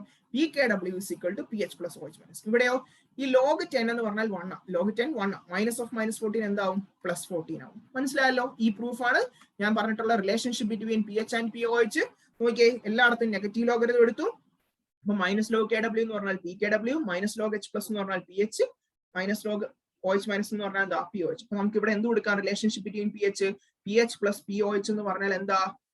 14 ആണ്. ഇതിനകത്ത് pOH കണ്ടുപിടിക്കാമല്ലോ. pOH എന്ന് പറഞ്ഞാൽ എന്ത് വരും? ആദ്യം അപ്പുറത്തെ സൈഡിൽ എഴുതുക 14, pH ഇപ്പുറത്തോട്ട് വരുമ്പോൾ -pH. ഇതും കൂടെ ഓർത്ത് നോക്കാം. ഇതാണ് relationship between pH and pOH. ഇനി അടുത്ത പഠിക്കാൻ വേണ്ടി പോകുന്ന സാധനം വളരെ ഇമ്പോർട്ടന്റ് ആണ്. അത് ബൈഹാർട്ട് ചെയ്താണെങ്കിലും പഠിച്ചു വെച്ചോ, ഉറപ്പ് ദിവസം അടുത്ത പഠിക്കാൻ വേണ്ടി പോകും. ഓക്കെ മക്കളെ, കോമൺ അയോൺ എഫക്റ്റ് എനിക്ക് ഉറപ്പ് പറയാൻ പറ്റും ഈ സാധനം പരീക്ഷയ്ക്ക് ചോദിച്ചിരിക്കും കേട്ടോ. കോമൺ അയോൺ എഫക്റ്റ് എന്ന് പറയുന്ന സാധനം ഇക്വിലിബ്രിയം എന്ന ചാപ്റ്ററിൽ ഉറപ്പായിട്ടും പരീക്ഷയ്ക്ക് ചോദിച്ചിരിക്കും. ശ്രദ്ധിച്ചു നോക്കിയേ മക്കളെ, എന്താണ് കോമൺ അയോൺ എഫക്റ്റ്? കോമൺ എന്ന് പറഞ്ഞാൽ നമ്മൾ കണ്ടിട്ടുള്ളത്, നമ്മൾ ഈ ക്രിക്കറ്റ് കളിക്കൊക്കെ പോകുമ്പോൾ കോമൺ എന്ന് പറഞ്ഞാൽ 2 ടീമിലുള്ള ആൾക്കാർ തന്നെ. ഇവിടെ 2 ടീം ഉണ്ടായിരിക്കാം, ആ 2 ടീമിലും കോമൺ ആയിട്ട് ഒരാൾ കാണും. കോമൺ അയോൺ എഫക്റ്റ്, അവരുണ്ടാക്കുന്ന എഫക്റ്റ്. അപ്പൊ കോമൺ അയോൺ എഫക്റ്റ് നോക്കിയേ, കോമൺ അയോൺ എഫക്റ്റ് എന്ന് പറഞ്ഞാൽ എന്താണ്? ഇറ്റ് ഈസ് ദ സപ്രഷൻ, അടിച്ചത് ആർക്കുക, of dissociation of a weak electrolyte. ഒരു വീക്ക് ഇലക്ട്രോലൈറ്റ് ഡിസോസിയേറ്റ് ചെയ്യുന്നതിനെ തടയുന്നു. എന്നാ സംഭവം? മനസ്സിലാക്കുക. ഇംഗ്ലീഷിൽ എഴുതാൻ പറ്റില്ല, മലയാളത്തിലെങ്കിലും എഴുതി വെച്ചേക്കണം. എന്താ? It is a suppression of A dissociation of a weak electrolyte. ഒരു വീക്ക് ഇലക്ട്രോലൈറ്റ് ഡിസോസിയേറ്റ് ചെയ്യുന്നത് സപ്രസ് ചെയ്യുന്നു. ഒരു വീക്ക് ഇലക്ട്രോലൈറ്റ് ഡിസോസിയേറ്റ് ചെയ്യുക, അത് സ്പ്ലിറ്റ് ആവുക, ആ സ്പ്ലിറ്റ് ചെയ്യുന്നത് നമ്മൾ തടയുക, സപ്രസ് ചെയ്യുക. ചുമ്മാ അങ്ങനെ തടയാൻ പറ്റുമോ? എങ്ങനെയാ തടഞ്ഞത്? By the addition of a strong electrolyte containing a common ion. ഒരു സ്ട്രോങ് ഇലക്ട്രോലൈറ്റ് ആഡ് ചെയ്യുവാണ്. ആ സ്ട്രോങ് ഇലക്ട്രോലൈറ്റിന്റെ പ്രത്യേകത അതിനും നേരത്തെ ഉണ്ടായിരുന്ന അയോണും നേരത്തെ ഉണ്ടായിരുന്ന വീക്ക് ഇലക്ട്രോലൈറ്റിനും എന്തുണ്ട്? ഒരു കോമൺ അയോൺ ഉണ്ട്. മനസ്സിലായല്ലോ? അപ്പൊ എന്താ പറഞ്ഞാൽ? It is a suppression of a weak electrolyte by the addition of a strong electrolyte containing a common ion. അപ്പൊ എന്താ സംഭവിക്കുന്നത്? ഇവിടെ ഒരു വീക്ക് ഇലക്ട്രോലൈറ്റ് ഉണ്ട്, ആ വീക്ക് ഇലക്ട്രോലൈറ്റിനെ സപ്രസ് ചെയ്യുന്നു, അതിന്റെ ഡിസോസിയേഷനെ സപ്രസ് ചെയ്യുന്നു. എങ്ങനെ? By the addition of a strong electrolyte containing a common ion. ഇത് മനസ്സിലാകാത്തവർക്ക് ഡെഫിനിഷൻ പറഞ്ഞുതരാം, ശ്രദ്ധിച്ചേ. ഇവിടെ ഡിസോസിയേഷനെ പറ്റിയാണല്ലോ പറയുന്നത്. CH3COH എന്നാ? CH3COH അസറ്റിക് ആസിഡിന്റെ ഡിസോസിയേഷൻ, അസറ്റിക് ആസിഡ് ഡിസോസിയേഷൻ. അപ്പൊ ഡിസോസിയേഷൻ ഓഫ് അസറ്റിക് ആസിഡ് ആണ് നടക്കുന്നത്. Dissociation of acetic acid. നോക്കിയേ, ഇതിനെ ഡിസോസിയേറ്റ് ചെയ്യുമ്പോൾ അസറ്റിക് ആസിഡ് ഡിസോസിയേറ്റ് ചെയ്തപ്പോൾ എന്തൊക്കെയായിട്ടാണ് മാറിയത്? CH3COO മൈനസും H+ ആയിട്ടാണ് മാറിയത്. CH3COH നെ ഡിസോസിയേറ്റ് ചെയ്തപ്പോൾ ഏതൊക്കെയായിട്ടാണ് മാറിയത്? CH3COO മൈനസും H+ ആയിട്ടാണ് മാറിയത്. മനസ്സിലായല്ലോ? CH3COH മൈനസ് എന്ന് പറഞ്ഞാൽ എന്താ? Acetic acid. ഇതിനെ ഡിസോസിയേറ്റ് ചെയ്തപ്പോൾ CH3COO മൈനസും H+. പക്ഷെ ഒരു കാര്യം, നമുക്ക് ഇത് തടയണം. എങ്ങനെയാണ് തടയേണ്ടത്? അല്ലെ, ഇത് എങ്ങനെയാണ് നിർത്തേണ്ടത്? അപ്പൊ എന്നാ ചെയ്യേണ്ടത്? By the addition of a strong electrolyte. എങ്ങനെയാ ഇതിനെ സപ്രസ് ചെയ്യുന്നത്? ഒരു സ്ട്രോങ് ഇലക്ട്രോലൈറ്റ് ആഡ് ചെയ്യും. ഇത് വീക്കാ, ഇതെന്താണ്? വീക്കാണ്, അസറ്റിക് ആസിഡ് വീക്ക്. അപ്പൊ നമ്മൾ ഒരു സ്ട്രോങ് ഇലക്ട്രോലൈറ്റ് ആഡ് ചെയ്യണ്ടേ? ആ സ്ട്രോങ് ആയിട്ടുള്ള സാധനമാണ് ഇവിടെ എന്ത്? സോഡിയം അസറ്റേറ്റ് എന്ന് പറയും. എന്താണ്? CH3COONA, CH3 കൂന. അതെന്നതാ? Sodium acetate. കണ്ടോ? Sodium acetate. കണ്ടോ? ഇവിടുത്തെ പ്രത്യേകത എന്നതാ? Containing a common ion. ഇവിടെ ഏതാ കോമൺ അയോൺ? CH3CO മൈനസ് അല്ലേ? കണ്ടോ? ഇതിനെ ഡിസോസിയേറ്റ് ചെയ്ത് കഴിയുമ്പോൾ എന്ത് കിട്ടും? CH3CO മൈനസും Na+.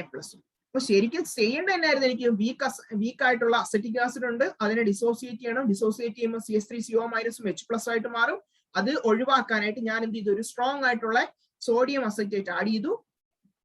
അത് ഡിസോസിയേറ്റ് ചെയ്തപ്പോൾ എന്തായി? CH3CO മൈനസും Na+.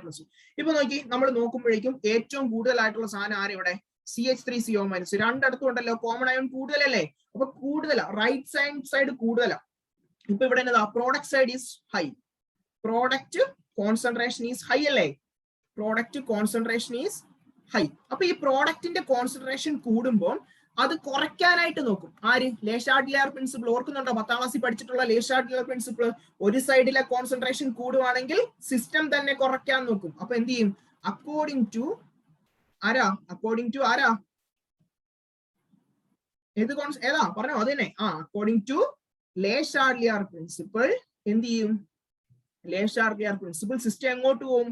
System will shift towards left. System എങ്ങോട്ട് പോകും? സിസ്റ്റം മൂവ് അല്ലെങ്കിൽ ഷിഫ്റ്റ് ടുവാർഡ്സ് ലെഫ്റ്റ്. എങ്ങോട്ടാ? ലെഫ്റ്റിലേക്ക് ഷിഫ്റ്റ് ചെയ്യും. Towards left. ലെഫ്റ്റിലേക്ക് എന്ന് പറഞ്ഞാൽ എന്താ? എല്ലാം കൂടെ ഈ സൈഡിലോട്ട് പോകും. എല്ലാം കൂടെ എന്ത് ചെയ്യും? ഈ സൈഡിലേക്ക്. ഈ എഫക്റ്റിനെ വിളിക്കുന്ന പേരാണ് എന്ത്?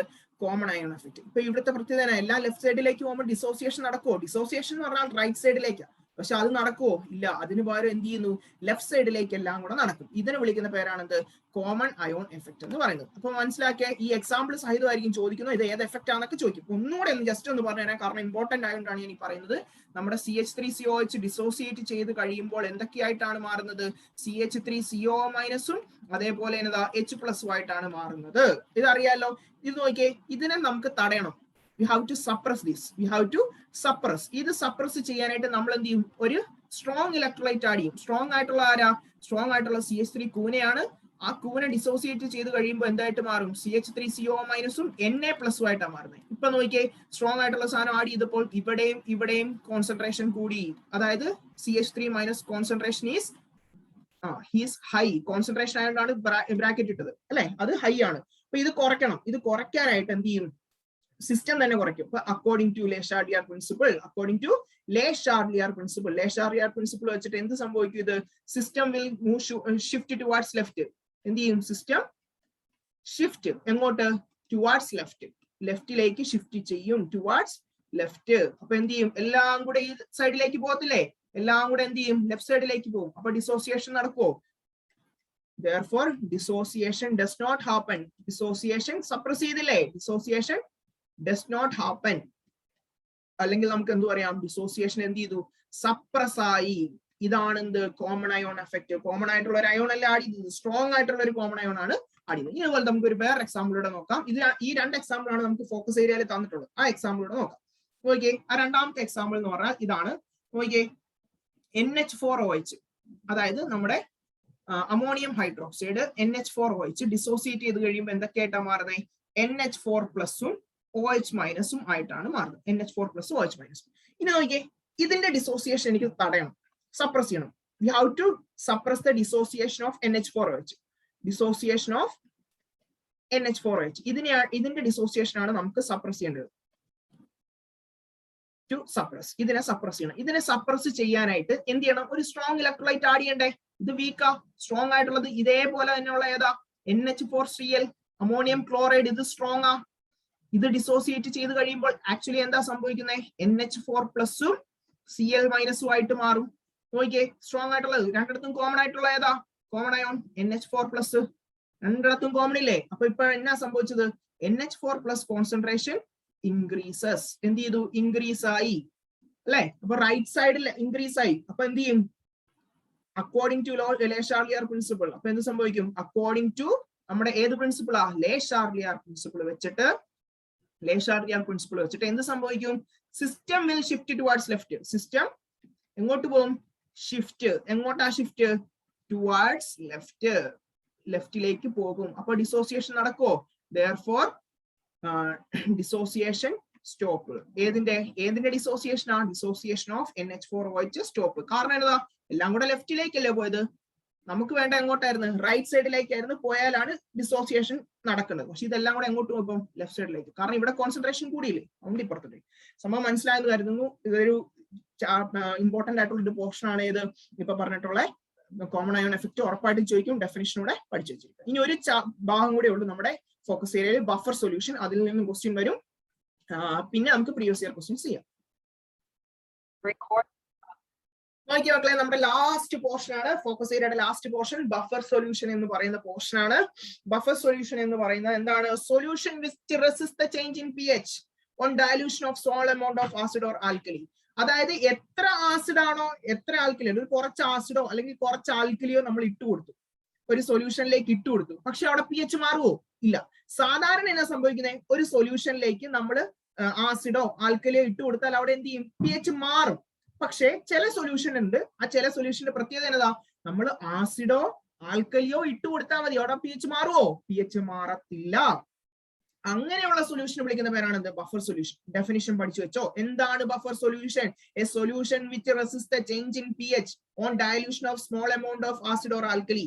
ആസിഡോ ആൽക്കലിയോ ആഡ് ചെയ്യുമ്പോൾ, കുറച്ചേ ഉള്ളൂ, വലുതായിട്ടല്ല, small amount of acid or alkali add ചെയ്യുമ്പോൾ എന്ത് ചെയ്യുന്നു? അവിടെ pH ചേഞ്ച് ചെയ്യത്തില്ല. ഒരു സൊല്യൂഷന്റെ pH നേരത്തെ 5.8 ആണെങ്കിൽ ഇത് ആൽക്കലിയോ ആസിഡ് ആഡ് ചെയ്താലും എത്ര തന്നെയായിരിക്കും? 5.8 തന്നെയായിരിക്കും. അങ്ങനത്തെ ഉള്ള സൊല്യൂഷൻ വിളിക്കുന്ന പേരാണ് ഇത്? Buffer solution. A solution which resist the change in pH. pHന്റെ ചേഞ്ചിനെ റെസിസ്റ്റ് ചെയ്യുന്നു, മാറ്റുന്നു, അത് തടയുന്നു. എന്ത് ചെയ്യുന്നു? pH മാറത്തില്ല. എപ്പോഴാ? Small amount of acid or alkali. ആസിഡോ ആൽക്കലിയോ ആഡ് ചെയ്താലും അതിന്റെ pH എന്ത് ചെയ്യത്തില്ല? ചേഞ്ച് ചെയ്യത്തില്ല. ഇനി നോക്കിയാൽ മക്കളെ, എന്താണ് ആസിഡ് ബഫർ? രണ്ട് ടൈപ്പ് ബഫേഴ്സ് ആണുള്ളത്. രണ്ട് ടൈപ്പ് ബഫർ സൊല്യൂഷൻ. എത്ര ടൈപ്പ് ഉള്ളത്? 2 ടൈപ്സ് ഉണ്ട്. അത് ഏതൊക്കെയാ? ഒന്ന് ആസിഡ് ബഫറും രണ്ടാമത്തെ ഏതാ? ബേസിക് ബഫറുമാണ്. ആസിഡ് ബഫർ എന്ന് പറഞ്ഞാൽ അതിൻ്റെ അകത്ത് ആസിഡ് ഉണ്ടാവും, തിരിച്ചെന്നതാ? സോൾട്ട് ബേസും ആവും. ആസിഡ് ബഫർ എന്ന് പറഞ്ഞാൽ വീക്ക് ആസിഡും സോൾട്ട് ഓഫ് സ്ട്രോങ് ബേസും. മനസ്സിലായല്ലോ? ആസിഡ് ബഫർ എന്ന് പറഞ്ഞാൽ എന്താ? വീക്ക് ആസിഡും സോൾട്ട് ഓഫ് സ്ട്രോങ് ബേസും. ബേസിക് ബഫർ എന്ന് പറഞ്ഞാലോ വീക്ക് ബേസും, അല്ലെ, ബേസിക് ആൻഡ് വീക്ക് ബേസും സോൾട്ട് ഓഫ് സ്ട്രോങ് ആസിഡും. മനസ്സിലായല്ലോ? അപ്പൊ ആസിഡ് ബഫറിന്റെ കാര്യം പറയുമ്പോൾ വീക്ക് ആസിഡും സോൾട്ട് ഓഫ് സ്ട്രോങ് ബേസും, അതുപോലെ തന്നെ ബേസിക് ബഫർ എന്ന് പറഞ്ഞാലോ വീക്ക് ബേസും സോൾട്ട് ഓഫ് സ്ട്രോങ് ആസിഡുമാണ്. ഇത് നോക്കിയേ, എക്സാമ്പിൾ ഏതാ? ആസിഡ് ബഫറിന് എക്സാമ്പിൾ നമ്മൾ നേരത്തെ പഠിച്ചിട്ടുള്ള കോമൺ അയോൺ എഫക്റ്റിൽ ആദ്യം പഠിച്ച ഏതൊക്കെയാ? CH3COH CH3CONA. കണ്ടോ? Mixture of acetic acid and sodium acetate, അതായത് CH3COH CH3CONA. ബേസിക് ബഫറിന് എക്സാമ്പിളോ NH4OH NH4Cl. രണ്ടാമത് പഠിച്ചു. കോമൺ അയോൺ എഫക്റ്റ് പഠിച്ചില്ലേ കുറച്ചു മുമ്പ്? അതിനകത്ത് രണ്ടാമത് പഠിച്ച എക്സാമ്പിൾ അല്ലേ? ആസിഡ് ബഫറിന് CH3COH CH3CONA. ഇവിടെയോ NH4OH NH4Cl. ആസിഡ് ആയോണ്ട് pH ലെസ് ദാൻ 7 എത്രയാ 4.7 ബേസിക് ആയിട്ട് pH എത്രയാ 9.25 മനസ്സിലായല്ലോ. ഒന്നുകൂടെ പറഞ്ഞേ, രണ്ട് ടൈപ്പ് ബഫർ ഉണ്ട്, ആസിഡ് ബഫറും ഉണ്ട്, ബേസിക് ബഫറും ഉണ്ട്. ആസിഡ് ബഫർ എന്ന് പറഞ്ഞാൽ വീക്ക് ആസിഡും സോൾട്ട് ഓഫ് സ്ട്രോങ് ബേസും, എക്സാമ്പിൾ CH3COH CH3CONയും, പിന്നെ pH 4.75. ബേസിക് ബഫർ എന്ന് പറഞ്ഞാൽ വീക്ക് ബേസും സോൾട്ട് ഓഫ് സ്ട്രോങ് ആസിഡും, വീക്ക് ബേസ് ബേസിക് ആകുമ്പോൾ വീക്ക് ബേസും സോൾട്ട് ഓഫ് സ്ട്രോങ് ആസിഡും. എക്സാമ്പിൾ ഏതാ NH4OH ഉം NH4COH. എക്സാമ്പിൾ പഠിച്ചു വെച്ചോണം, ചോദിക്കാൻ ചാൻസ് ഉണ്ട് കേട്ടോ. എക്സാമ്പിൾ പഠിച്ചു വെച്ചോണം. pH എത്രയാ 9.25. ഇത്രയും കാര്യങ്ങളാണ് ഫോക്കസ് ഏരിയയിൽ പറഞ്ഞിട്ടുള്ള തിയറി. ഇനി നമുക്ക് എന്ത് ചെയ്യാം, പ്രീവിയസ് ഇയർ ക്വസ്റ്റ്യനിലേക്ക് കടക്കാം. നോക്കിയാ മക്കളെ, ഞാൻ പ്രീവിയസ് ഇയർ ക്വസ്റ്റ്യൻസ് ചെയ്യാന്നാണ് പറഞ്ഞത്. പക്ഷെ ഞാൻ ഒരു കാര്യം ചെയ്യാം. ഇപ്പൊ നോക്കി, ഞാൻ പ്രീവിയസ് ഇയർ ക്വസ്റ്റ്യൻസ് നോക്കിയപ്പോഴേക്കും അതിന്റെ അകത്ത് കണ്ടതെന്ന് പറഞ്ഞാൽ ഏറെ ക്വസ്റ്റ്യൻസ് ഉണ്ട്. ഇപ്പൊ തന്നെ എനിക്ക് തോന്നുന്നു ഓൾറെഡി ഒരു 1 hour മേളിലായി വീഡിയോ എന്ന് തോന്നുന്നു. അപ്പൊ ഞാൻ ഇനി ഒരു പ്രീവിയസ് ഇയർ ക്വസ്റ്റ്യൻ ഒരു 1 hour മുകളിലും കൂടെ ഇടുവാണെങ്കിൽ നിങ്ങൾ അത് ചിലപ്പോൾ കാണണമെന്നില്ല. ചിലപ്പോൾ നിങ്ങൾക്ക് തന്നെ ബോറടിക്കാം. കാരണം നമ്മൾ ഒരു ക്ലാസ് എന്ന് പറഞ്ഞാൽ 20 മിനിറ്റ് അല്ലെങ്കിൽ 40 മിനിറ്റ് ഒക്കെയാണ് മാക്സിമം നമുക്ക് കേൾക്കാവുന്നത്. അതുകൊണ്ട് ഞാൻ എന്ത് ചെയ്യാം, പ്രീവിയസ് ഇയർ ക്വസ്റ്റ്യൻസ് എന്ത് ചെയ്യും, വേറൊരു വീഡിയോ ആയിട്ട് നെക്സ്റ്റ് വീഡിയോ ആയിട്ട് ഞാൻ എന്ത് ചെയ്യാം, നമ്മുടെ ഇതിനെ പറ്റി ഇടാം. ഏതാ, നമ്മുടെ ഇക്വിലിബ്രിയത്തിനെ പറ്റി ഇടാം. അപ്പൊ അതുവരേക്കും എന്ത് ചെയ്യുക, നിങ്ങൾ ഇത് നന്നായിട്ട് പഠിക്കുക. കാരണം കുറെ കാര്യങ്ങൾ ഉണ്ടായിരുന്നു നമ്മൾ ഇന്ന് ഇപ്പൊ പഠിച്ചതിനകത്ത് അല്ലെ. കുറെ കാര്യങ്ങൾ ലെങ്തി വീഡിയോ ആണ്, പക്ഷെ നമുക്ക് എന്ത് ചെയ്യണം, അതെല്ലാം ഇമ്പോർട്ടന്റ് ആണ്. 10 മാർക്ക് 12 മാർക്ക് ചോദിക്കാവുന്ന ഒരു ചാപ്റ്റർ ആണ് ഇത് അല്ലെ. ശ്രദ്ധിച്ച് പഠിക്കുക. നമുക്കിത് നന്നായിട്ട് പഠിച്ചാലേ ഉള്ളൂ നമ്മുടെ പ്രീവിയസ് ഇയർ ക്വസ്റ്റ്യൻസ് ഡിസ്കസ് ചെയ്യാനായിട്ട് പറ്റത്തുള്ളൂ. അതുകൊണ്ട് ഫസ്റ്റ് ഇതാണ്, ദിസ് ഈസ് ഇമ്പോർട്ടന്റ്. തിയറി അറിയാതെ പ്രോബ്ലം ചെയ്തിട്ട് കാര്യമില്ല. നമ്മൾ എന്ത് ചെയ്യുക, ഇത് പഠിച്ചു വെക്കുക. അതിനുശേഷം നമുക്ക് എന്ത് ചെയ്യാം, നമ്മുടെ പ്രോബ്ലം ഉടനെ തന്നെ ഞാൻ ഇതിന്റെ വീഡിയോ എന്ത് ചെയ്യാം, ഇടാം ഇക്വിലിബ്രിയത്തിന്റെ. സോ അതുവരേക്കും വെയിറ്റ് ചെയ്യുക, സപ്പോർട്ട് ചെയ്യുക, ലൈക്ക് ചെയ്യുക, ഷെയർ ചെയ്യുക, കമന്റ് ചെയ്യുക. നിങ്ങൾ ആദ്യമായിട്ടാണ് ഈ ചാനൽ കാണുന്നതെങ്കിൽ എന്ത് ചെയ്യുക, സബ്സ്ക്രൈബ് ചെയ്യുക, നിങ്ങളുടെ ഫ്രണ്ട്സിന് കൊടുക്കുക. ഇഷ്ടപ്പെട്ടെങ്കിൽ മാത്രം എന്ത് ചെയ്യുക, നിങ്ങളുടെ ഫ്രണ്ട്സിന് കൊടുക്കുക. പുതിയൊരു വീഡിയോ ആയിട്ട് വരാം. അതുവരേക്കും bye. Thank you so much.